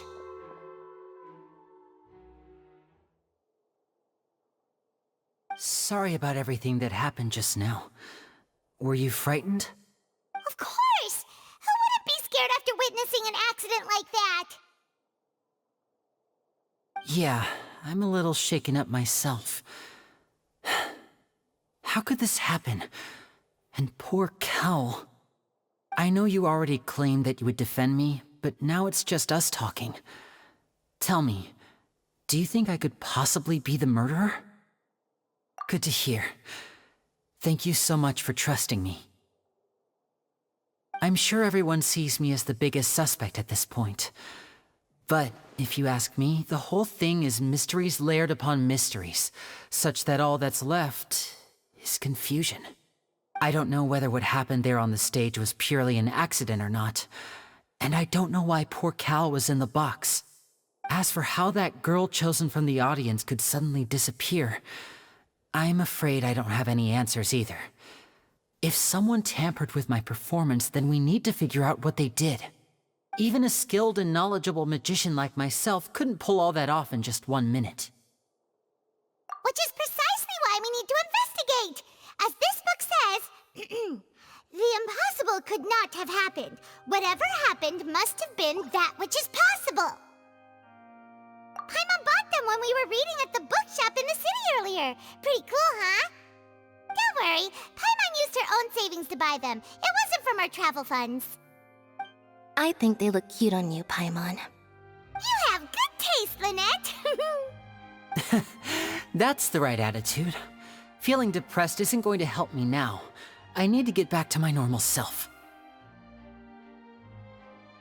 But with the guards watching our every move, it's going to be especially difficult for Lynette and I to prove our own innocence. Good thing you agreed to be our attorneys. Thanks for that. We'll be counting on you. Yes, thank you so much. Yeah, just leave it to us. Oh, since we're going to start investigating, Paimon has a question first. Where did Lynette go during the performance? Ah, well, I'm afraid that would involve some of our essential trade secrets as magicians. The secrets behind our magic are past saving, Lyney. I suppose you're right. The truth behind our tricks is going to be important evidence that will be weighted during the trial. 'Tis truly a pity. As a magician, our magic show is a work of art. We've poured countless hours and spared no effort in perfecting it. But if revealing our secrets will help you uncover the truth behind what happened, then it will be well worth it. We should go somewhere else if we're going to discuss our magic tricks. We'll go speak with the guards, and in the meantime, you can go investigate the stage and the seating areas. Alright, let's go have a look while the investigation teams are still here. Detective Paimon is on the case!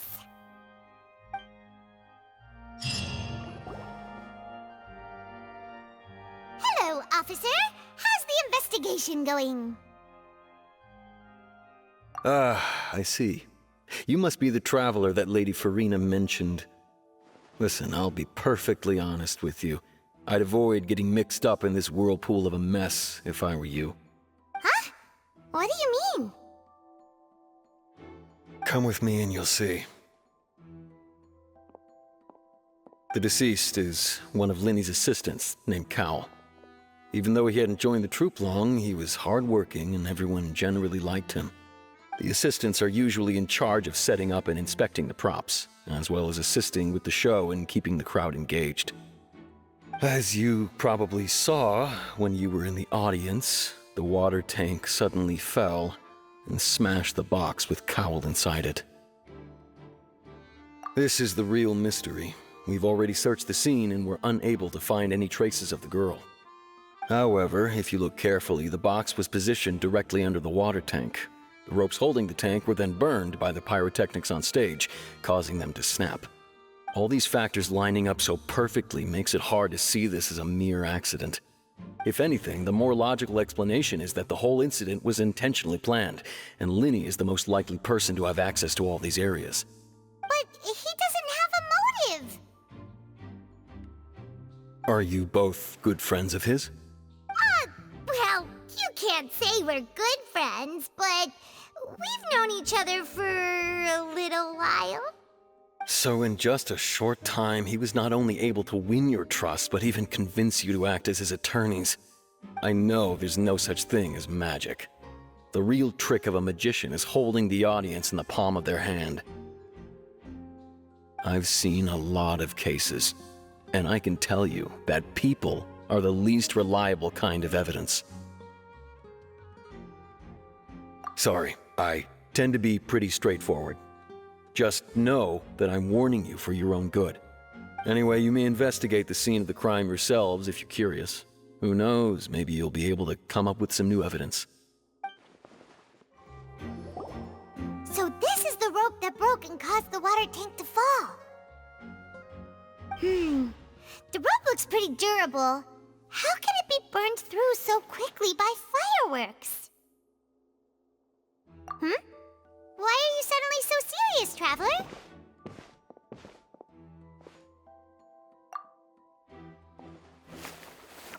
Whoa! Look! This bit is made from different material! Most of it was burned away, but there's still a little bit of it left. Huh. So if a rope meant to hold something was made with that kind of material in it, then that means... Wait! Paimon should write all this down! Let's take notes!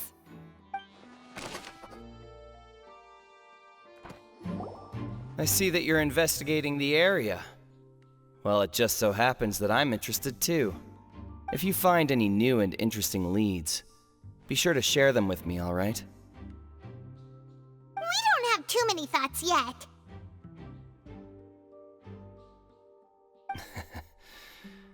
Then why don't I tell you my hypothesis first? The way I see it. And I'll start it with that loud thud. The thud? Oh, you mean the sound that happened during the countdown? Yes, exactly. It wasn't terribly loud, but I suspect that most people heard it. It's just that everyone was awaiting the results of Lyney's trick with bated breath, so no one paid it much mind. But now that the incident has happened, the thud has become an important clue. That makes sense. So, what do you make of it? I'm of the opinion that it may have been the sound of Lyney's accomplice, Lynette perhaps, jumping atop the water tank or something like that. And when the pyrotechnics went off, she cut the rope, sending the water tank crashing down. But wasn't the noise we heard too loud for that? Perhaps the balance wasn't right, leading to a particularly rough landing. Oh, that's true. I suppose I must reconsider. That does remind Paimon, though. What was with that sound?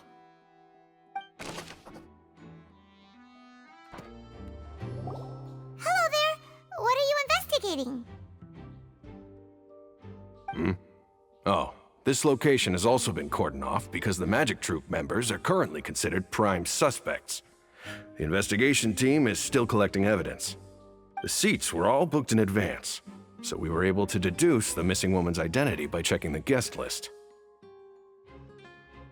Sure, it's not like this is confidential information. We will publish it later anyway when we petition the public to help us find the missing person. Her name is Halsey. She's a painter from Fontaine who's made a bit of a name for herself. Apparently, she wasn't a regular at the Opera House, but she'd been feeling some pressure with her work lately, which made her decide to come see the magic show. The Magic Troop members all claim not to know her, and we have looked into her social connections. It seems that she has no personal grievances or conflicts of interest with the suspects. Simply put, she wasn't related to the Magic Troop at all, which matches the features of the previous serial disappearances. Were the victims of previous cases also chosen at random? That's how it seems to us, in any case. Apart from the fact that they were all young women of around the same age range, there really weren't any other connections between them.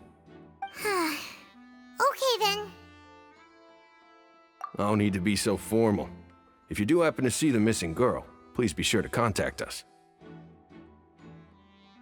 It is of utmost importance that we get to the bottom of these disappearances.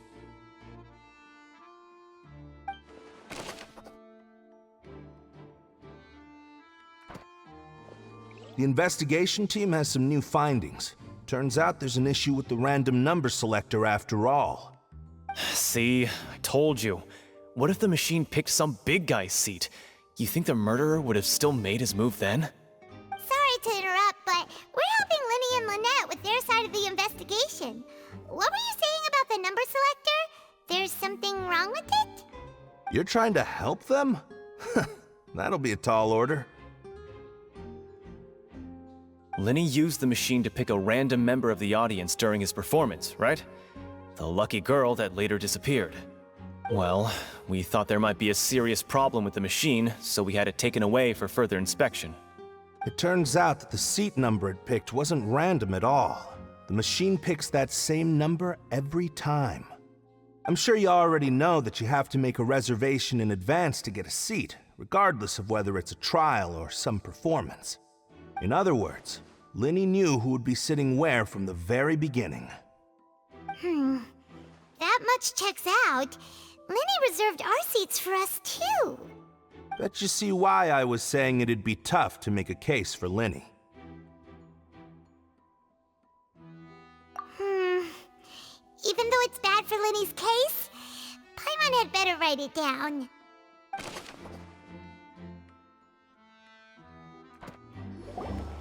Hey, you! Yes, both of you! Over here! I've been keeping an eye on you for a while now. Huh? You mean us? That's right. If I'm not mistaken, You're also among those who wish to cut down the thorns and pursue the truth. No? And by the looks of it, you're not from Fontaine. Well, you're right on the more about that one, but who are you? Have you never heard of the Spina di Rosula? From mediating disputes and providing protection to solving conundrums, you name it, Spina di Rosula does it. And I, Navia, have the honor of being its renowned president. Though those who play by our rules call me boss. I'm Silver, her attendant. Pleased to meet you. And I'm Melus. Demoiselle's various daily needs and affairs are under my purview. Huh? Boss? Demoiselle? What gives with the names? Well, I am the second generation president. Melus and the others are still used to my previous title. My apologies, Demoiselle. Should you prefer, boss, I will endeavor to use that instead. No, no need. You don't have to call me boss. Just Navia is fine. Okay, if you say so. Not that we're members of Spina di Rosula anyway. All merely trifling details. Never mind. Now, back to the situation at hand. That's right. I've always kept an eye on the serial disappearance cases. My interest stems from a matter back from my father's time. Judging from the look of things, I find Lyney an unlikely mastermind. Really? We think so too! That's why we're looking for clues now.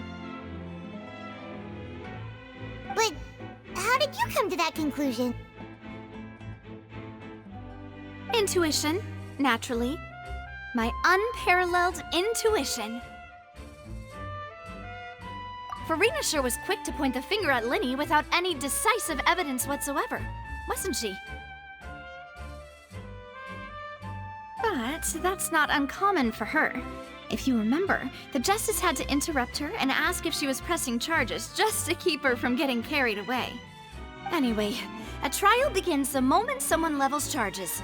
And, of course, there was no way Freminet was going to back down in that situation. Sounds more like you just don't trust the Hydro Archon. Well, what's your opinion? I must admit that she can be interesting at times, but liking her doesn't mean that I'll blindly agree with her. All right, I've answered your question. Now, it's time you answer mine. Wait a minute! Did that answer count? Well, I say it does. But don't worry, you won't hear any pointless questions from me. In your opinion, do you think it's right to treat a trial like it's an opera?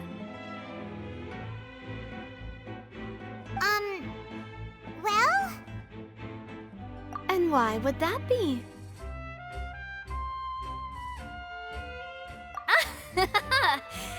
See, Silver and Melus? I told you they'd be different. Most astute of you, Demoiselle. I too think that the Traveler's response was most excellent. No matter how wonderful the script or how fervent the audience's expectations may be, the trials that go on stage here must be based in fact. And if that can be done, boss, then... All right, that's quite enough, Melus. Anyway, I like your answer. You passed with flying colors. Now, I need to make some preparations, following which our joint investigation shall commence. You two shall be my assistants. Wait! Since when did we become assistants? Oh, well, I can be the assistant, sure. Or your companion, if you like. I'm really not that fussy. That's more like it. Far be it from me to brag, but I believe that Demoiselle's intuition will be instrumental in uncovering the truth. You wish to save a friend from false accusations, and we wish to unravel the disappearances. In this sense, our goals are aligned. You have a point. You're quite the talker, aren't you, mister? I if you've got something on your mind. I have nothing to add. Oh, alrighty then. We'll be making some preparations first. Just be sure to let us know if they start revealing Lyney's tricks. Thanks! Sorry, but no one can freely enter or exit the Opera House at the moment. If you wish to leave, you must register your identity with us first. No, we're not leaving. We're representing Lyney and Lynette as attorneys, so we're investigating the case. Were you always guarding this entrance? Yes! After the Chief Justice gave the order, everyone coming in or out must undergo a strict inspection. So, the missing girl couldn't have left from here. At least, not from that point on. I doubt there was much opportunity then, either. How can you be so sure, Well, because I was in charge of security near the entrance at that time. I couldn't see Lyney's performance from here, which was quite a shame. Just my luck. But still, I did not abandon my post, and I stayed put no matter how loud the applause was. If someone had so much as even approached the door, I would have noticed it, let alone if they had tried to leave. We Melusines are good at that sort of thing, you know. So, it's safe to say the girl couldn't have left through here. Alright, thank you for your help. This'll be useful info.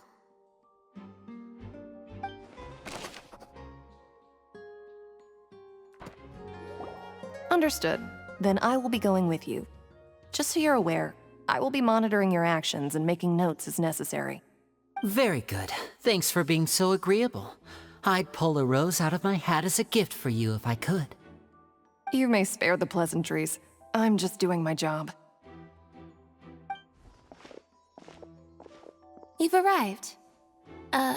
Who's this? Me? I'm Spina di Rosula's guardian angel. If you've got a problem, I've got the firepower. Sorry, I got a little carried away there. Call me Navia. I'm a partner of theirs, and will be helping investigate this whole situation. And these are my companions. Would you mind if they join as well? Fine by me. Oh, new helpers? I would be most grateful.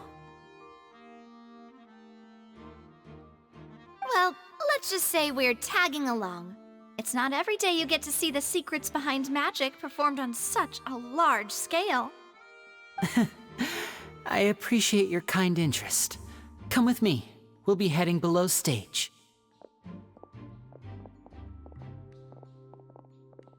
Huh? Below stage? Yes, a world of secrets is hidden beneath this magic box, prepared specifically for this switcheroo trick. But before I reveal everything, you should have a look first. Notice anything strange here?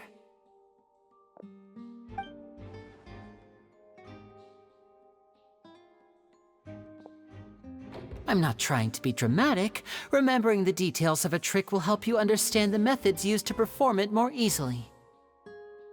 Huh. Weren't there balloons and other decorations here? Where did all that go? Ah, good eye. That said, you're still far from discovering the answer. The back? You mean the inside of the door? What's different about it? Paimon didn't notice anything. Very good indeed. I thought you might not be able to catch that, given that you were sitting in the first row. The back of this door was patterned. Those patterns are now gone, replaced by a smooth wooden board. So, if you put 2 and 2 together, what do you get? Exactly.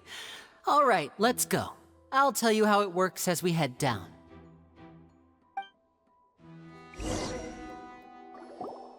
Oh, so there was a passageway under the magic box! I knew you'd figure out most of it as soon as you saw this place. The 2 magic boxes are positioned right above the 2 entrances of the tunnel. See this flatbed trolley? The box with the lucky audience member in it would be shuttled over to the other side using the trolley. This trolley can raise and lower and even rotate, ensuring that the box will face in the right direction. I see. So that's the purpose of the box inside another box. Precisely. The inner box would descend after the audience member was put inside and be moved along the trolley, all while the outer box would remain on stage as if nothing had ever changed. So that's how you did it! Once the box was lowered, the trolley would store some energy through this device here, with which it would complete the rest of the steps. The audience member would only be able to feel some slight movements in the dark, and by the time she walked out, she would already be back on stage. Right! You were talking that whole time, and you even came out for a moment near the end! Ah, yes. A phonograph operated by Lynette was used to achieve that effect. My assistant and I had already scripted our conversation beforehand. When the countdown began, I had already gone to the opposite box via a tunnel using that ladder. And what about Lynette? Where was she? I was in the mezzanine space in the back of the box. Oh, interesting! That's how we were able to coordinate Lyney's lines with the assistant.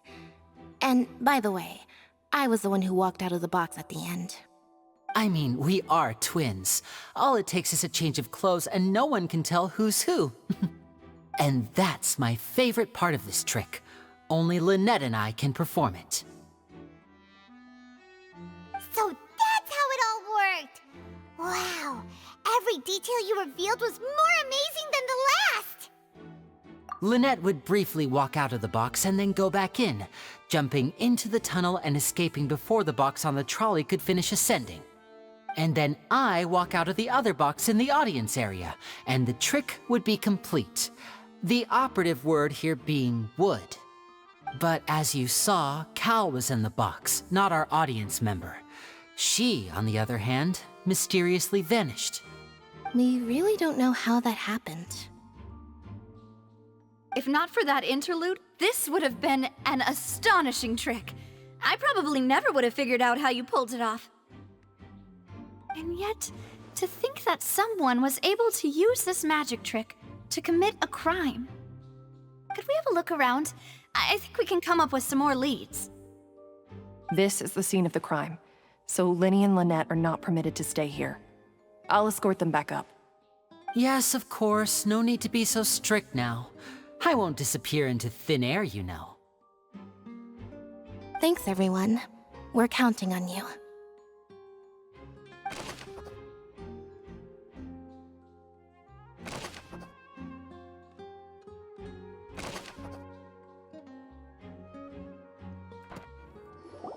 Huh. What's this? Looks like a hook tied to the end of a rope. Huh? There's all kinds of odds and ends here. Perhaps it was a prop for a different trick. But why would it have been left here? Whatever it is, let's make a note of it first.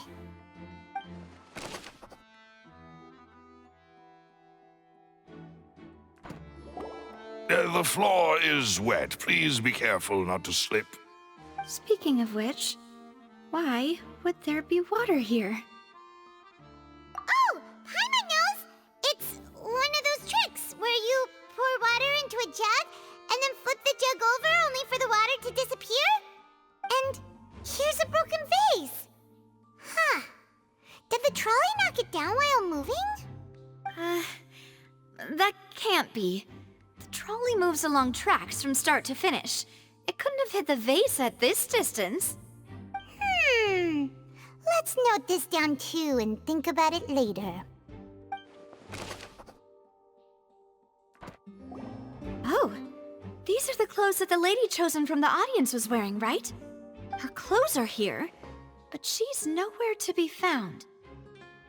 Right. And do you really need to do that if you're kidnapping them? Ugh, this is so confusing. Paimon doesn't want to be a detective anymore.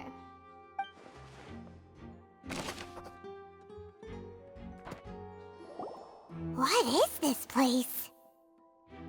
It seems someone could fit through here. Huh. Could this have been the suspect's escape route? Alone, perhaps. But if they had to pull another person with them, the space would be too narrow. But there are no other ways in or out of here. Oh, you're right! Let Paimon write that down.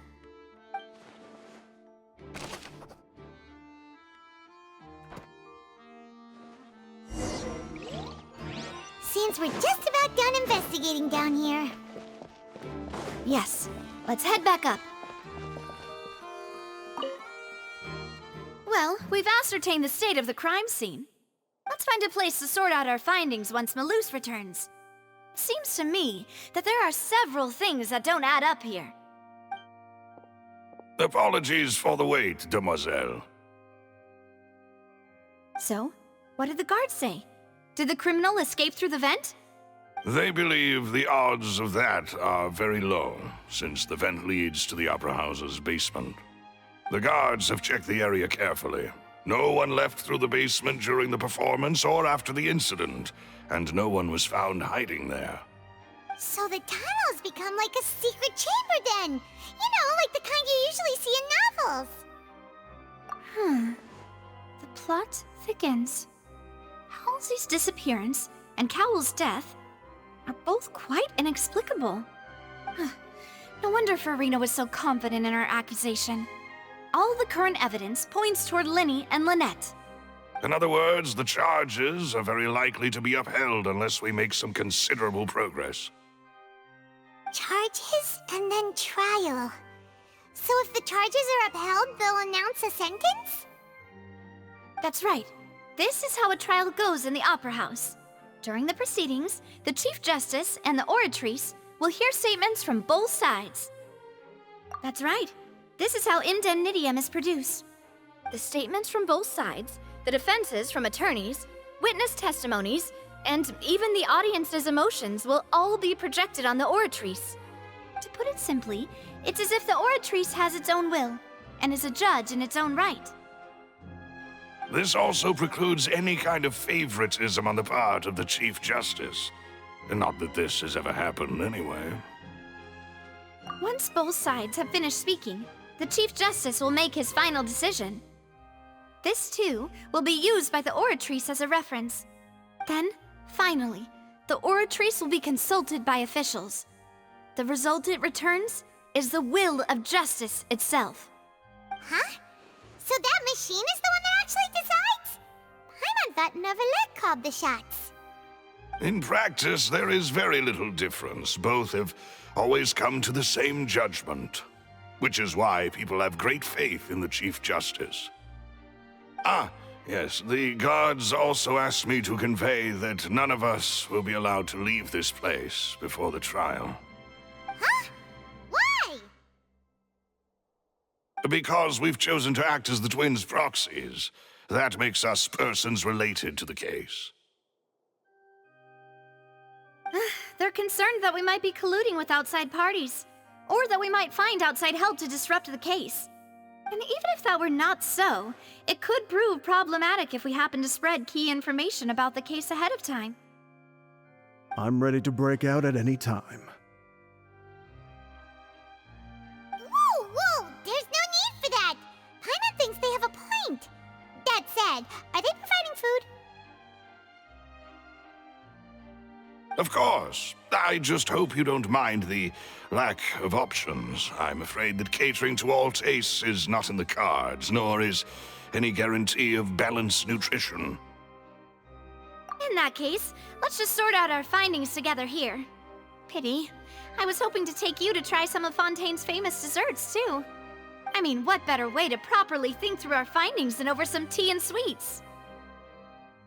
Huh. Breaking out suddenly doesn't seem like such a bad idea after all. Just kidding! Paimon will still do her best, even if there are no snacks. What do you mean, no snacks? Of course we'll have snacks. If we cannot buy some, then we'll simply make some.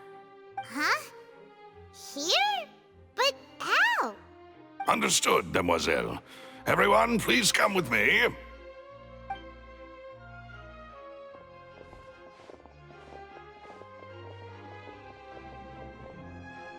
Wait, you're carrying a portable stove with you? Yes, I must be prepared to meet the demoiselle's baking needs whenever the fancy strikes her. I have eggs, sugar, and almonds at the ready. Good work, you two. Then I'll get to it. Please sit tight for a moment. You'll get to taste my awesome snacks soon enough. These three are quite the interesting group.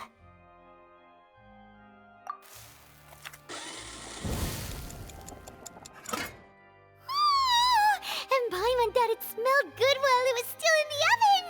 Oh, it's even better now. Paimon can't stop drooling.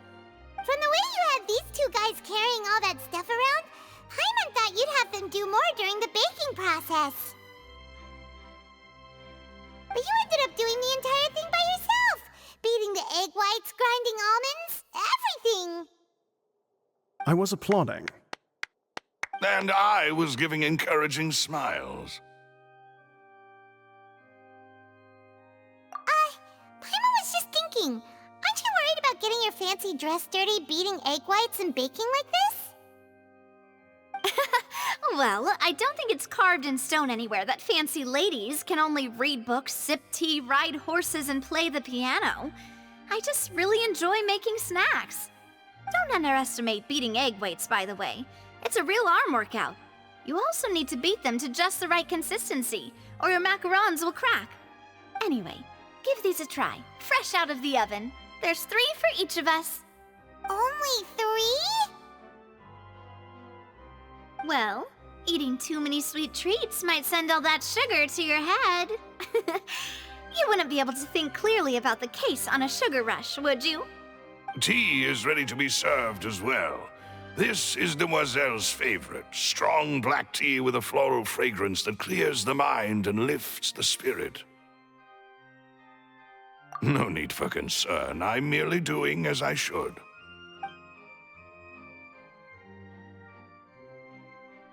All right then.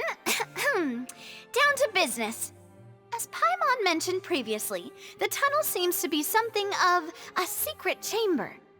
However, we can assume that Lyney and Lynette were not alone within it.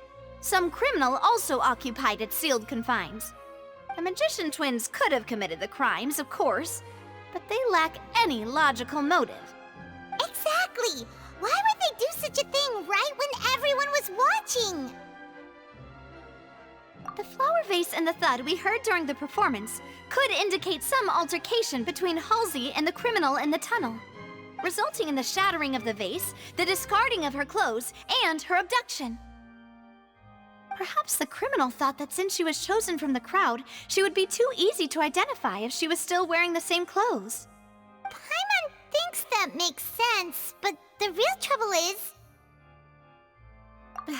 True. None of the clues we found thus far support the existence of this third person. But the only people left to consider are both technically victims, whether it's the missing girl, Halsey, or poor Cowl. Huh. Could Halsey have secretly made modifications to the magic props in order to murder Cowl before making her escape? That's right. And even if she had tampered with the setup, she would need to understand the entire trick to pull it off. Nor does she have any motive. The guards said that she has never had any dealings with the magic troop's members. Were we not thorough enough in our search? From the sound of things, this is turning into an impossible case. Your macarons are amazing though, Navia. They smell great! They're nice and crisp and super sweet! They are my specialty after all. And I see you've already had 5 of them. What? 5? Oh, that can't be right. Paimon only counted 3, honest! Please don't worry about it. At my age, a few less sweets might actually be a good thing. No. Being greedy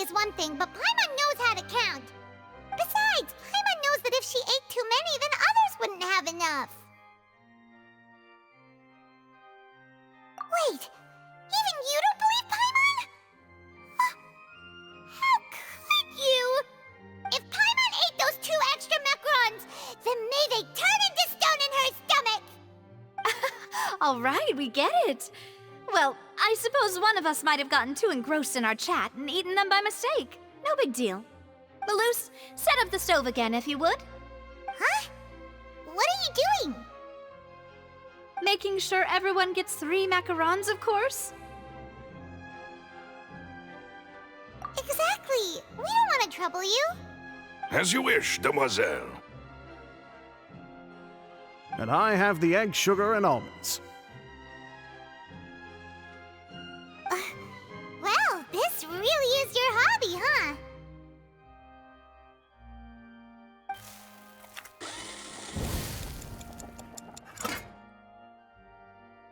Well, that's it for snack time. I'm going to have another look around the area. I don't know what we're looking for yet, but we've still got some time. As attorneys, I suggest the 2 of you think the case over again. It would be awkward if you got all tongue-tied on stage during the trial. All right, thanks for your help and for the snacks. It was nothing. A small task for the Spina di Rosula. Silver, Malus, it's time to go. I'll be back if I find anything new.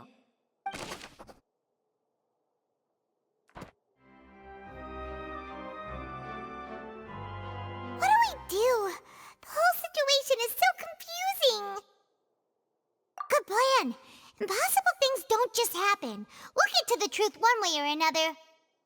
Just relax. Even if everyone else suspects Lyney and Lynette, at least we will be supporting them from the stands. Besides, I doubt Freminet understands any more about what happened than we do. Thanks, Navia. Well, we'll be going then. Best of luck to you.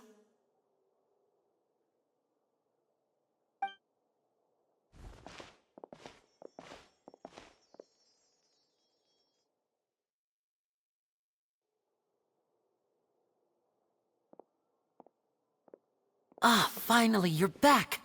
Well, how did your investigation go?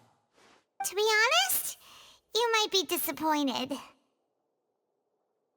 No. We're already very grateful that you were willing to help. Well now, don't you all look disappointed? Don't tell me that your investigation came up empty-handed. That was to be expected, of course. The guilty can never produce proof of their innocence. But don't let that stop you. I shall be terribly disappointed should you, my most anticipated foe, concede so easily. Since both parties are present, I declare that the trial regarding the magic show incident is now in session. Firstly, in order for the audience to understand the causes and results of the incident, could we please have Mr. Lyney explain the trick? Yes, of course. I will explain while Lynette demonstrates on stage. All the necessary items have been prepared.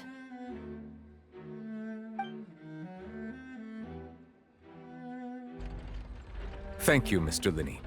In that case, I take your statement to be that you ran to and remained hidden within the magic box in the audience stands once the trick began, and thus could not have committed the crime. Is this correct? Yes, that's correct, Your Honor. In that case, I call upon the prosecution. Lady Freminet, do you wish to refute his statement in any way? Why, of course I do. Allow me to take the first shot and break this case wide open. Mr. Lyney is clearly lying. There is no way you could have been in the box the whole time if you were to abduct Halsey and murder Cowell. In fact, I'd say you were hardly in that tunnel at all. That is simply your hypothesis based on the presumption that I'm guilty. Oh, is that so? And if I may ask, what did you hear while you were inside your box? The roaring countdown of the crowd, of course. That's how I kept track of the time and built anticipation for the finale. And you didn't hear anything else at all? Nothing that might leave an impression of any kind? No, nothing. I see. But when the count reached 30 seconds or so, there was a thud. One so loud that I believe practically everyone heard it. Huh? Hey, hang on! Something's not right here.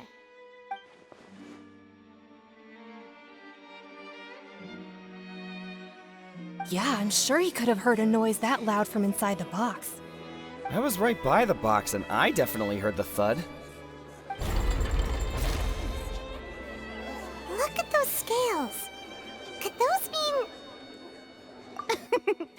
Well then, ladies and gentlemen, allow me to use the words of the magician himself. You never know what can happen in the blink of an eye. Indeed, it seems his alibi can also collapse in the blink of an eye. Of course, I have armed myself to do far more than smash your alibi. Confidence cannot go unfounded, and my foundations are rock solid. Tell me, aren't you and Lynette actually from the House of the Hearth? The House of the Hearth?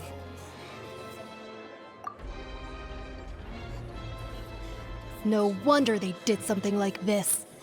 So the serial disappearances were the Fatui's doing. Now it all makes sense. I've got a feeling that what happened on stage probably wasn't just an accident. That's irrelevant. Our identities have nothing to do with what happened. Indeed. Then perhaps you could tell us everything that happened during that 1 minute. Your first priority is to prove yourself innocent, after all. I'm sure there is little that needs to be kept secret now. Unless your script already has holes in it. The Outlander is speechless. My, oh my, don't they look flabbergasted? Now comes the infighting and discord, I suppose. This was almost too easy. Oh, good thing I made all those preparations. Seems the all-nighter I pulled last night is really paying off. Hey, Lyney! Why didn't you tell us this before?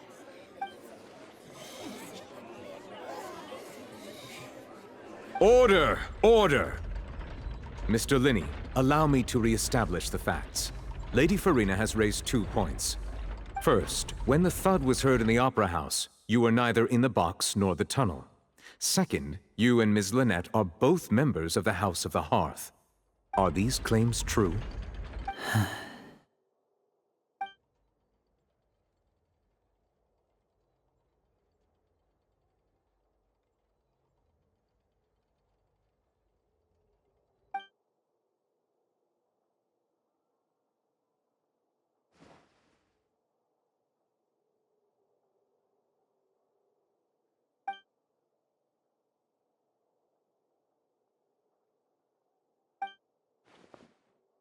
Please answer my question, Mr. Lyney. I'm sorry. Yes, they're true, Your Honor.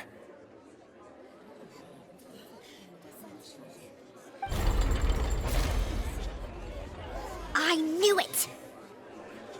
Well, that's it. We might as well move on to the sentencing already. What should we do now? Granted.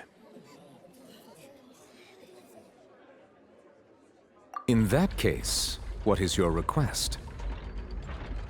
Is that really necessary? They're already as good as guilty. The defendant deceived their own attorneys. What is there left to discuss? Order! Order, I say! Your request is reasonable, and we shall adjourn. This trial will reconvene in 1 hour. So you would stick to Mr. Lyney's defense even after knowing what you do now? You certainly have more professionalism than I thought.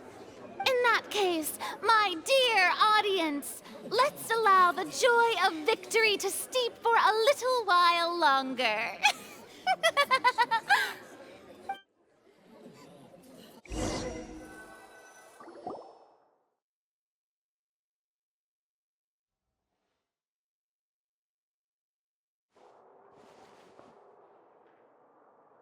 Well, this is awkward.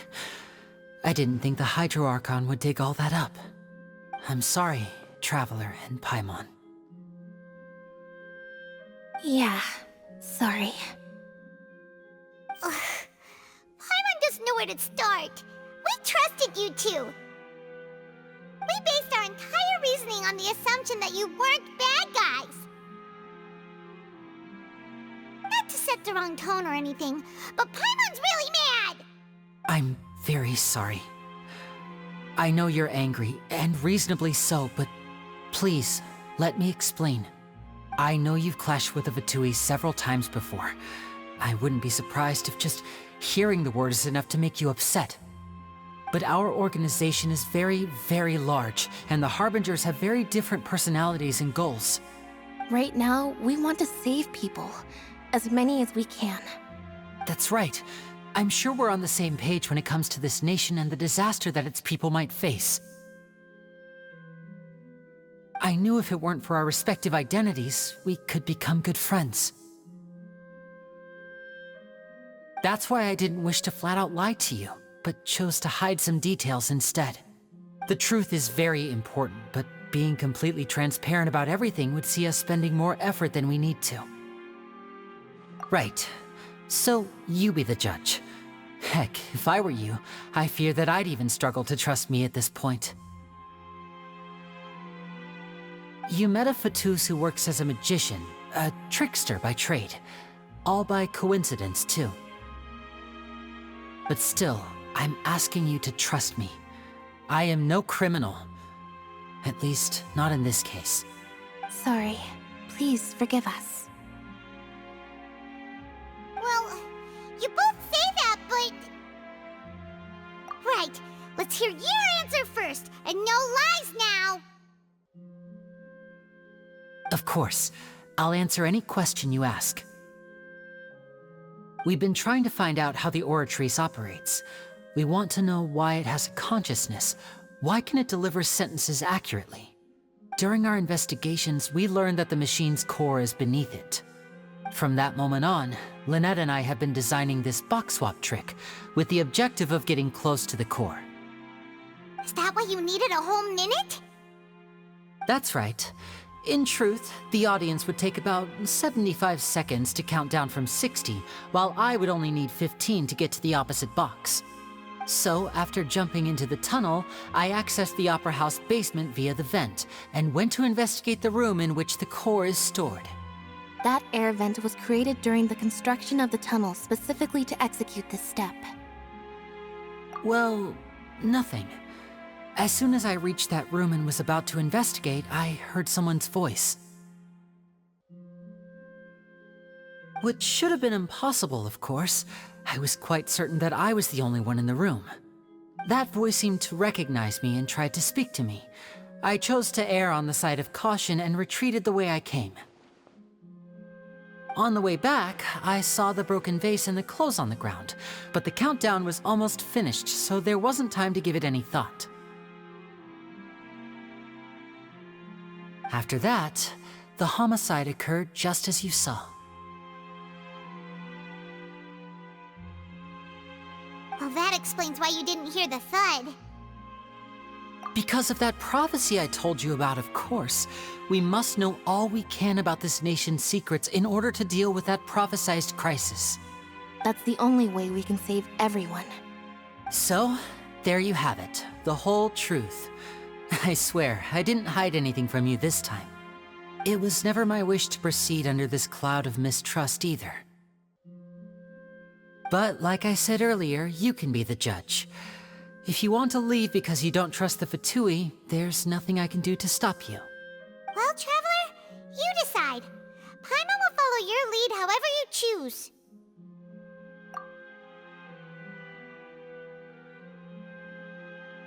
Okay, thank you. Thanks for giving us a chance. The current problem is that the scales are tipped pretty badly against you two. If we want to refute the Hydro Archon's accusations, we're gonna need a seriously watertight defense. Huh? Oh, Paimon thinks she gets what you mean.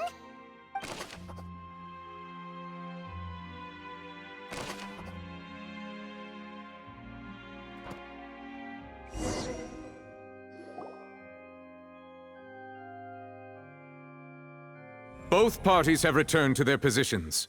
Let us continue the trial. When last we left off, Mr. Lyney acknowledged the new evidence presented by Lady Freminet as fact. Therefore, Lady Freminet may continue stating her reconstruction of the events. Ugh, that took long enough. Now then, if everyone would lend me their attention. At this stage, let's revisit that scene from Lyney's perspective.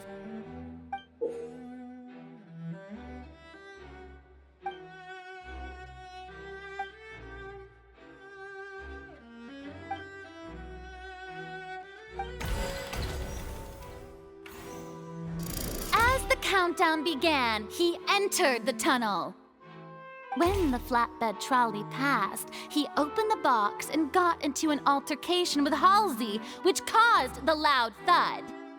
He did not realize that this sound could be heard by everyone in the opera house, which is why he claimed earlier that he could not hear the sound. Finally, he used the vase to knock her out, before making her change clothes to prevent others from recognizing her. At this time, Cowell arrived in the tunnel, having heard that strange noise, and caught Lyney red-handed. So Lyney proceeded to knock him out too before stuffing him into that box. Afterward, Lyney passed the unconscious Halsey to his accomplice through the magic box in the audience stands, before operating the devices such that Cowell's death would be ruled an accident. And there you have it. That's the truth behind what happened. Does the defendant's side have any objections to Lady Ferinet's description of the events? The key to refuting Lady Freminet is the order of events. What Lyney experienced and what he saw. Attention!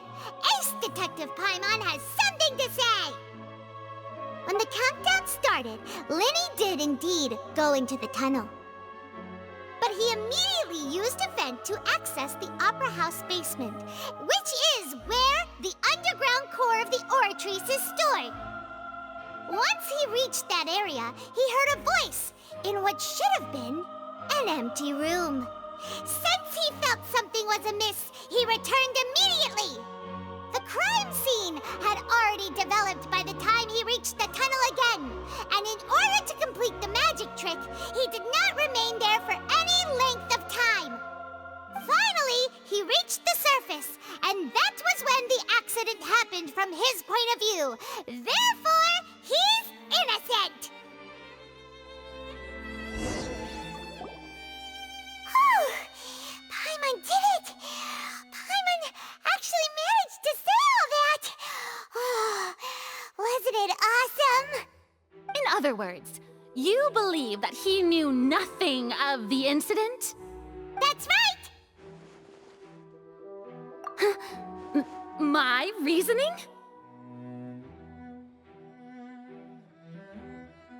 If that's the case, then if Cowell hadn't entered the tunnel, who was the entire setup meant to kill? Assuming that what you say is true, Lyney only needed to kidnap the young girl to cause a new disappearance case. What would the point of killing someone on stage be? Oh, they have a point. That's right, you tell them! And that's why they're partners of mine. They've managed to turn things around. Oh, well, your denial is very strident, I'll give you that. But what proof do you have to back your claims? Of course I do. If he had been in the magic box the whole time, how could he have not heard that sound? Why do you ask? You're saying that he wasn't? That's right! Lyney wasn't in the box or in the tunnel. That's why he didn't hear anything strange during the performance. This means that when the crime happened, Lyney had already entered the basement via the vent. The same clue you used to disprove his alibi has now become the best proof! Ha ha! you like that? Well played. To think you'd use such logic. Well then, if it wasn't Lyney who committed the crimes, then who was it? Huh? That can't be right. Are you serious? The killer was, in fact, Cowl, the deceased! Oh, is that so? How interesting! Let's hear your reasoning then. What I must do next is recreate the truth. What Cowl did, and how he went from would-be perpetrator to victim.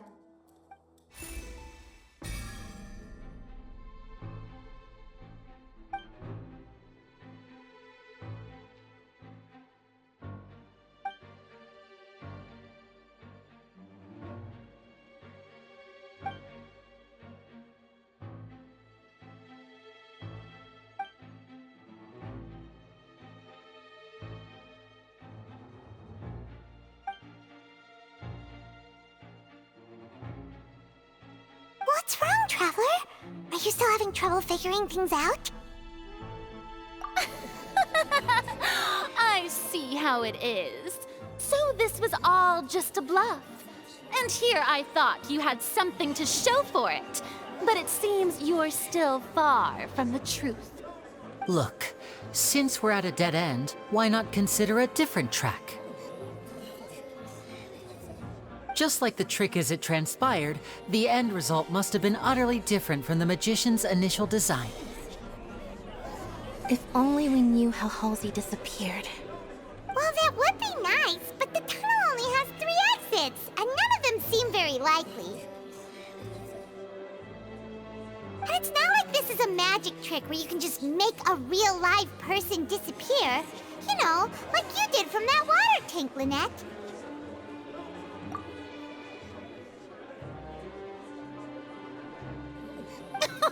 Excuse my interruption, dear opponents, but do you not see that the crowd is growing impatient?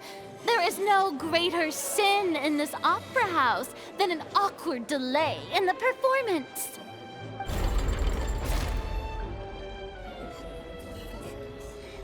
If the defense is unable to make further effective arguments, we will move on to the next stage of the trial.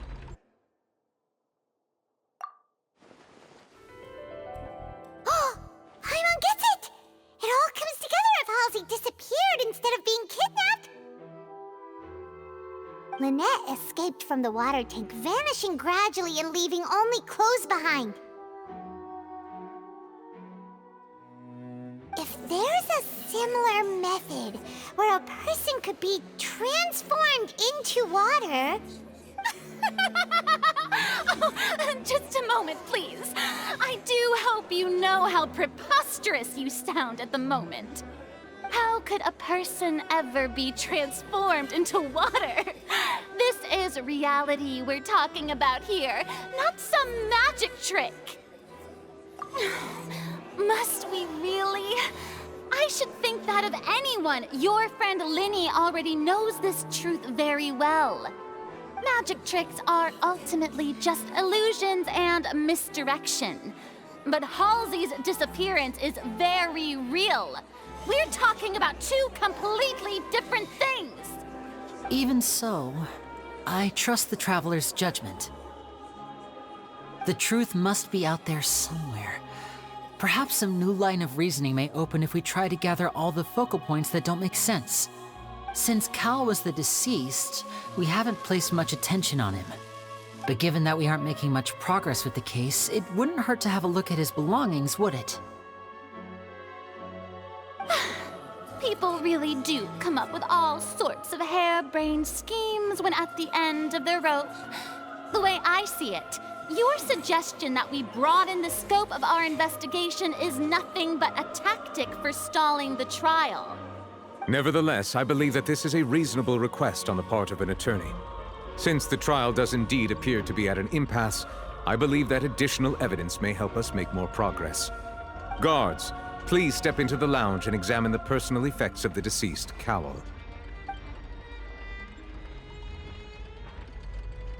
We are still examining the items, but we have already made critical progress that we feel must be shared with everyone post-haste.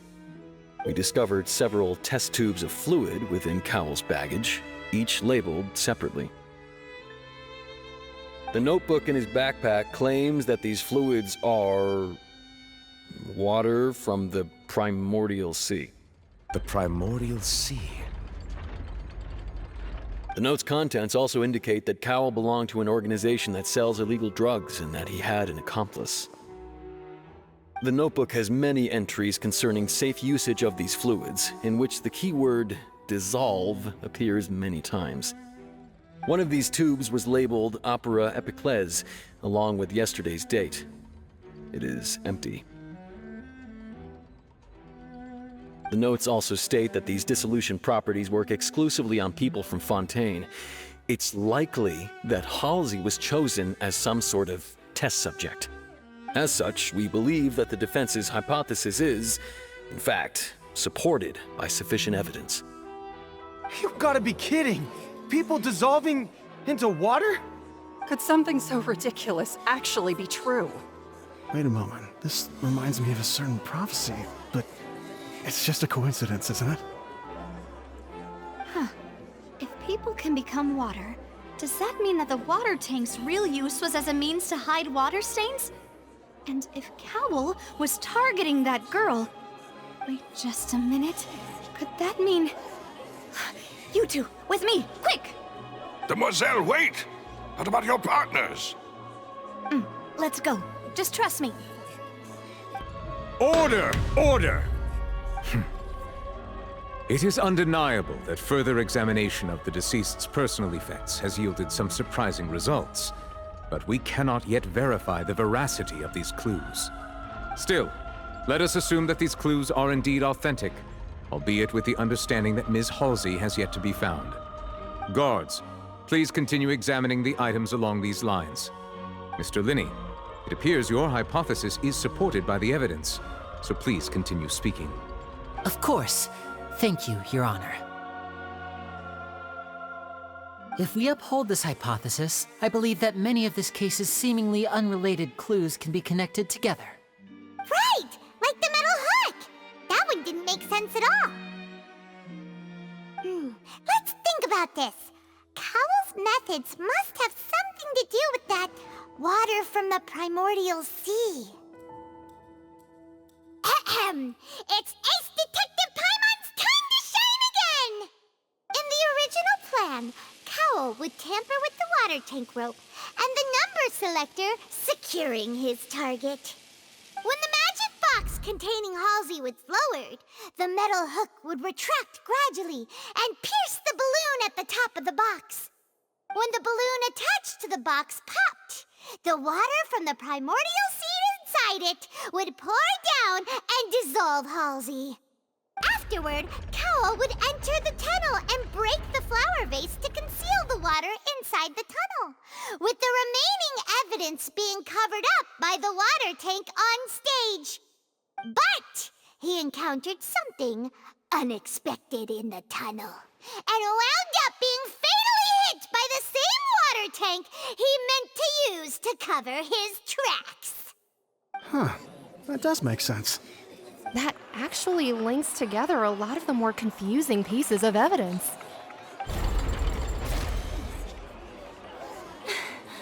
Oh dear, what do I do?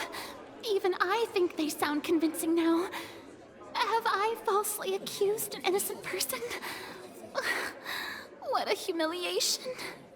Now, it seems like the only point of contention remaining is the exact circumstances that led to Cowell's death. His notes mentioned he had an accomplice who could be related to the situation. On that note, the guards have just contacted me indicating that they uncovered new evidence.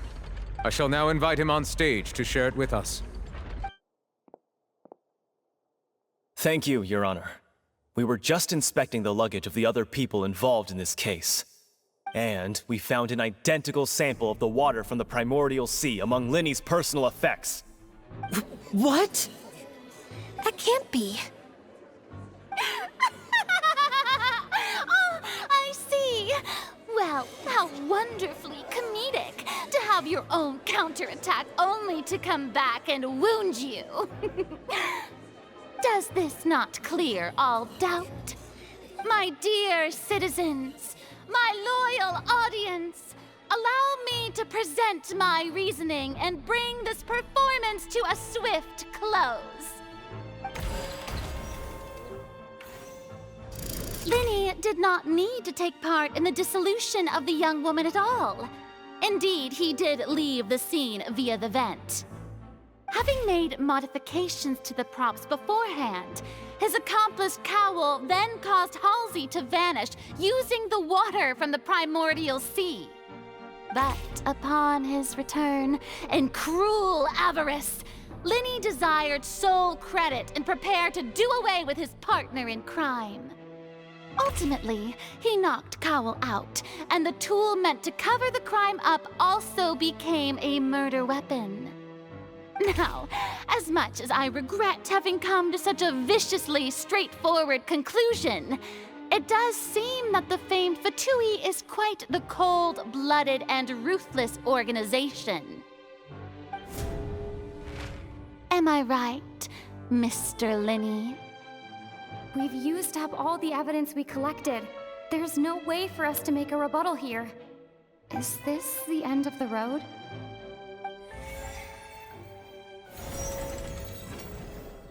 Oh no!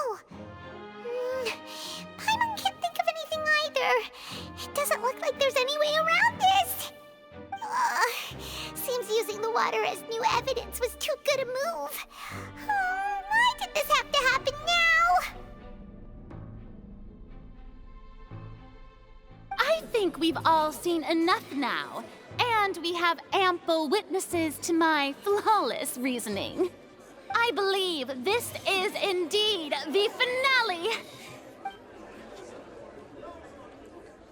Now then, my good, noble Chief Justice, should we not, in your view, move... Excuse me, everyone, but I must interject. Miss, I must ask you not to shout, and to respect the ongoing legal proceedings. Oh, come on. Don't be hasty. I have a good reason for interrupting, you know.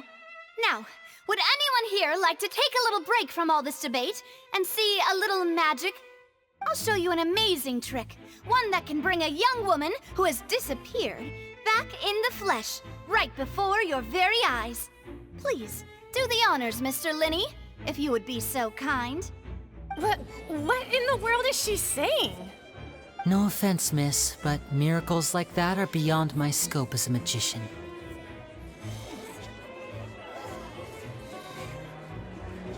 Come on now, don't be silly.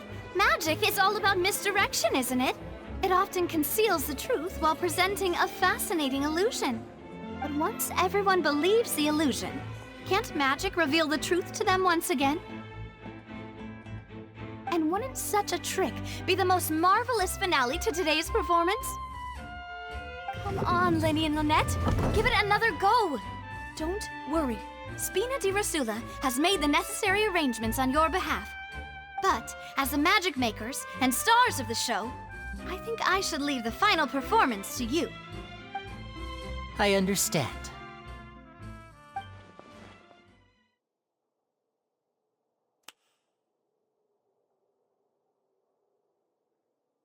And voila!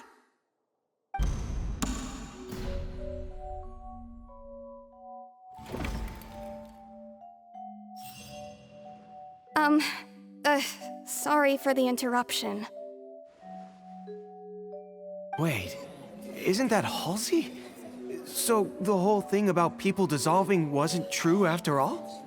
To be clear, I'm only here because this person told me that if I testified, the merit of doing so would lessen my sentence. I was hiding outside this room listening to the proceedings because I was afraid that I would be the one put on trial. I was just feeling happy that no one had noticed me, and then before I knew it, she caught me. That'll teach you to underestimate us three. Where should I begin? I'm sorry. I'm the one who killed Cowl. I admit it. What? Why? Firstly, my name isn't Halsey. It's Lilian, and I'm originally from Mondstadt. I heard that Lyney's show was gonna be a real thriller, but I missed the chance to buy a ticket, so I stole one. That's how I make a living. I steal stuff here and there. And I'd never been caught before. But I was noticed at the harbor a few days ago, and I barely got away. Lyney was the one who caught me in the act. Hey, no wonder you look familiar. So you were the thief! Lyney even mentioned that you were pretty skilled. Well, and I thought that would have been the end of it, but then the number selector chose me. He even mentioned the Fortress of Meripede. That's a prison, isn't it? So you can imagine how shocked I was. I thought he was on to me for sure. So I played along with the show while looking for an opening to flee, but then I got water poured on me for no reason, and then someone jumped into the tunnel to nab me. I wasn't going to take that lying down, so I knocked him out and stuffed him into the box. There was nowhere to run from there, though, so I had to change my clothes and hide in a box containing performance costumes. I slipped out after the first guard arrived at the scene and continued hiding inside the opera house. Can a person even hide in there? But I swear I didn't know that the water tank would fall down. Really, I swear it. Had I known that, I wouldn't have put him in the magic box. I may be a thief, but I'm no killer. Well, that makes everything pretty clear now, doesn't it? This time, we need to tell the entire story from Lilian's perspective. And it's Ace Detective Paimon time! Having been selected out of the blue, Lilian panicked. Her panic only intensified after she entered the tunnel and had water poured on her head. So she kicked the door open, producing the thud we all heard. Hearing the commotion, Cowell leapt into the tunnel, only to discover that Lilian had not dissolved. He did not know that Lilian was not from Fontaine, but was a thief who made her way in by stealing a ticket. Mistakenly believing that the water from the primordial sea needed time to take effect, he tried to force Lilian back into the box. The two broke the flower vase during the struggle, but Lilian came out on top, knocking Cowell out and putting him in the box. With no way of escaping, she changed her clothes and hid in the costume trunk until the performance ended.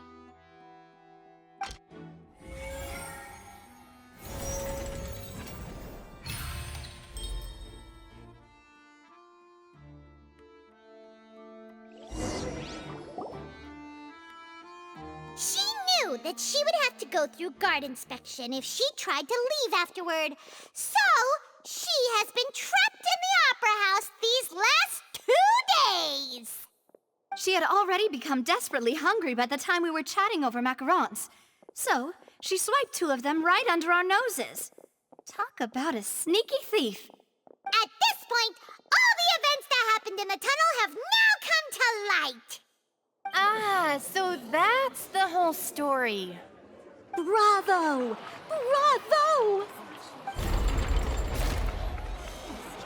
Now then, Lady Freminet, do you wish to speak against the defense's statements? Please answer the question, Lady Freminet. Also, if I may add, the trial has not yet ended. As such, I request that the prosecution not leave the room before the proceedings have concluded. What, are you reading my mind now? No, I have no further arguments. I admit defeat. But really, could you at least have left me with some dignity? Wow, look at that! She's like a deflated balloon now. If there are no objections, then as the Chief Justice of Fontaine, I shall once again repeat the full sequence of events. The actual perpetrator of the serial disappearances, Cowell, selected his next victim from the audience reservation list. With some modifications to the selector, he could ensure that the pre-selected young woman would be chosen. To cover up any evidence while committing the deed, Cowell thought of allowing the water tank to fall, which would conceal the water left behind after the young woman was dissolved. He also tampered with the rope suspending the water tank, using the fireworks at the end of the performance to cause the tank to drop and hide the watermarks. He poured the water from the primordial sea into a balloon during the preparation of the magic box and stuck it to the box's lid. Finally, he passed the prepared hook on a rope through the gap in the magic box's door when bringing the young woman to said box. When the magic trick officially began, the box containing the woman was lowered into the tunnel, tightening the hook rope and bursting the balloon containing the water. If all had gone to plan, the young woman would be dissolved at this time. However, Lilian was not from Fontaine, and thus fled the box with a loud noise. Realizing that there was trouble, Cowell entered the tunnel and met Lilian. Thinking that the waters had not yet taken effect, he decided to proceed. However, his opponent was more capable than he thought, and he was overcome, knocked unconscious, and placed into the magic box, and thus became his own final victim. Lilian, according to her own statements, then changed clothes and hid until the performance ended, before hiding in other parts of the opera house. As for Lyney, he was in the underground structures within the opera house, and was thus ignorant of these happenings. From this reconstruction of events, we can conclude that Lyney, the accused, is in fact innocent. While there is much in Lyney and Lilian's conduct that should still be investigated separately, this case, at least, can be handed over to the Oratrice to make the final decision.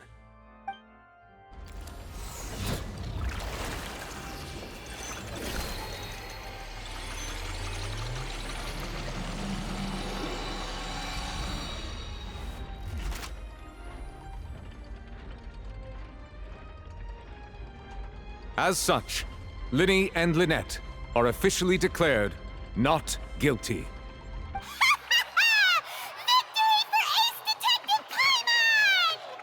Great work, partners. Thank you all. Thank you so much. Next, I think we deserve an explanation, Guard Vaughn.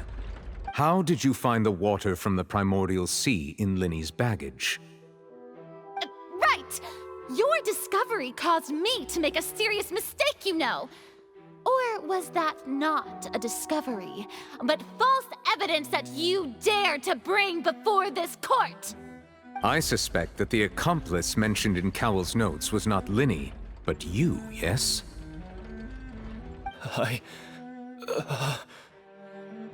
I'm sure you know what you must do to lessen your sentence.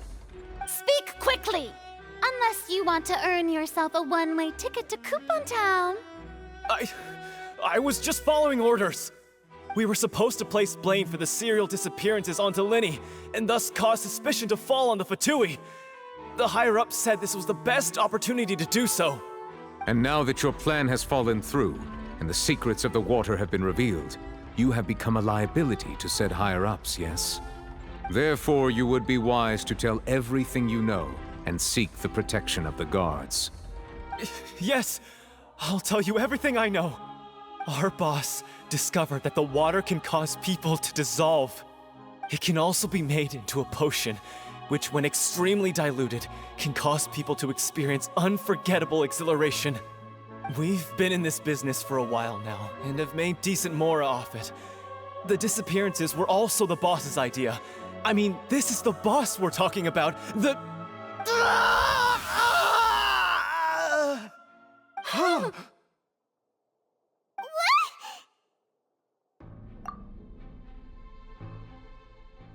And now he can no longer talk.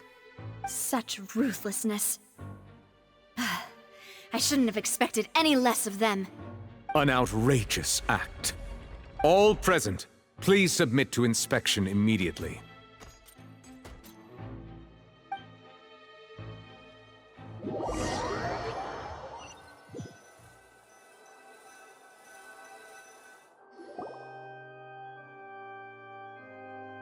So, we're just going back now? That's true, but... Traveler, Paimon! Please wait. Lyney... I know you may not want to speak to me right now. Maybe you don't even want to look at me. But still, let me thank you again for defending me to the end, even after you learned that I'm a member of the Fatui. I guess. But regardless, I'd like the opportunity to set things straight. I didn't approach you with any ulterior motives or ill intent. I've spoken to you as myself, just plain Lyney this entire time. As for why I'm a Fatus, it's because the goals of the House of the Hearth align with those of an orphan like me. That's all. That was how Father, who you might know as the Knave, approached recruiting us back then too. The Knave? The one who controls the House of the Hearth? She's your father? That's right. And since we're here, I was wondering, would you mind hearing a story? It's about my past. Back when our parents first died, Lynette and I were left wandering the streets. To survive, I took to surreptitiously observing an older street performer who did magic. It took me several days to figure out how he pulled off his amazing tricks. I took my sister through several streets until we found a crowded corner, and we began to perform magic tricks there. To my surprise, we proved to be pretty popular, and we could at least stop worrying about where our next meal would come from for a time. But I didn't want my sister to remain a street rat together with me forever. Before long, an aristocrat came to me and claimed that he wished to take us in after watching my performances. So you went from orphans to nobility just like that? That was how we felt at first too. As if fate was on our side and we could say goodbye to those painful days. But I gradually discovered that while we were called foster children, he was really after my talent for magic tricks. He would constantly take me to all sorts of banquets to garner attention, which he would then use to expand his social circles. That doesn't seem too bad either. Better than roaming the streets at any rate. It took a while for me to realize just how dark his heart really was. After one particular performance at a banquet, I discovered that Lynette was not on the same return vehicle as me. I waited a long time after we returned home, but she did not come back. I went to that noble's bedroom and asked him about her whereabouts. The answer he gave me was, she caught the eye of the most eminent person at the banquet, so I sent her over as a gift. I mean, you'll be able to perform your magic regardless of who your assistant is, yes? Oh no. So he was gonna... But wouldn't Fontaine's laws deal with such people? As far as outsiders are concerned, this is a relationship akin to adoption or foster care, and they have their ways of escaping the eye of the law. I managed to ferret out the location of the mansion of that so-called eminent person and hurried through the night. But by the time I leaped over the walls, avoided the guards, and made my way in, all I saw was the moonlit ground covered in blood, and the knave standing there in the darkness. So, she'd already taken care of that guy. That's right. She had rescued my sister before she could come to any harm, and had even discovered several girls hidden in a basement, all of them orphans. Father, I mean, the knave, might have seen something in me, and so she made me an offer. The House of the Hearth welcomes you, for your interests align with ours. Here, none will ever betray you. Indeed, betrayal shall never be permitted here. I was hesitant to trust her. I mean, I had just been betrayed by nobles. But she was also quick to destroy the noble who had taken us in at first, giving us back our freedom. Oh, so that's how the two of you joined the House of the Hearth. She has her own plans. She has gained permission from the Tsaritsa to first use the Gnosis' power once she obtains it. She plans to use it to find a way to break the prophecy and save Fontaine. So, she believes in that prophecy too? That's right. The whole House of the Hearth is currently working to combat that crisis. Today's case has also proven that people from Fontaine can indeed dissolve into some sort of water, thus further supporting the prophecy. All of us house members here, Lady Arlecchino herself included, are from Fontaine. We won't give up on defending our homeland. To us orphans, the only connection we have left to this world, apart from our family, is our homeland. So, from small deeds like distributing magic pockets to huge schemes like stealing a Gnosis, everything is aimed at dealing with that prophecy. It's all right. I understand. The only thing I can do is relate all this to you. I just hope you can understand that even as a member of the House, I have never stopped making my own decisions, and that I believe what I'm doing is right. If you should need anything at all in the future, feel free to find me. I will do my best to help you, as plain Lyney.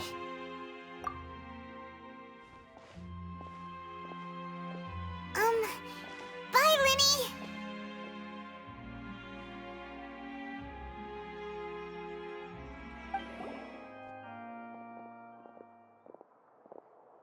Hey there!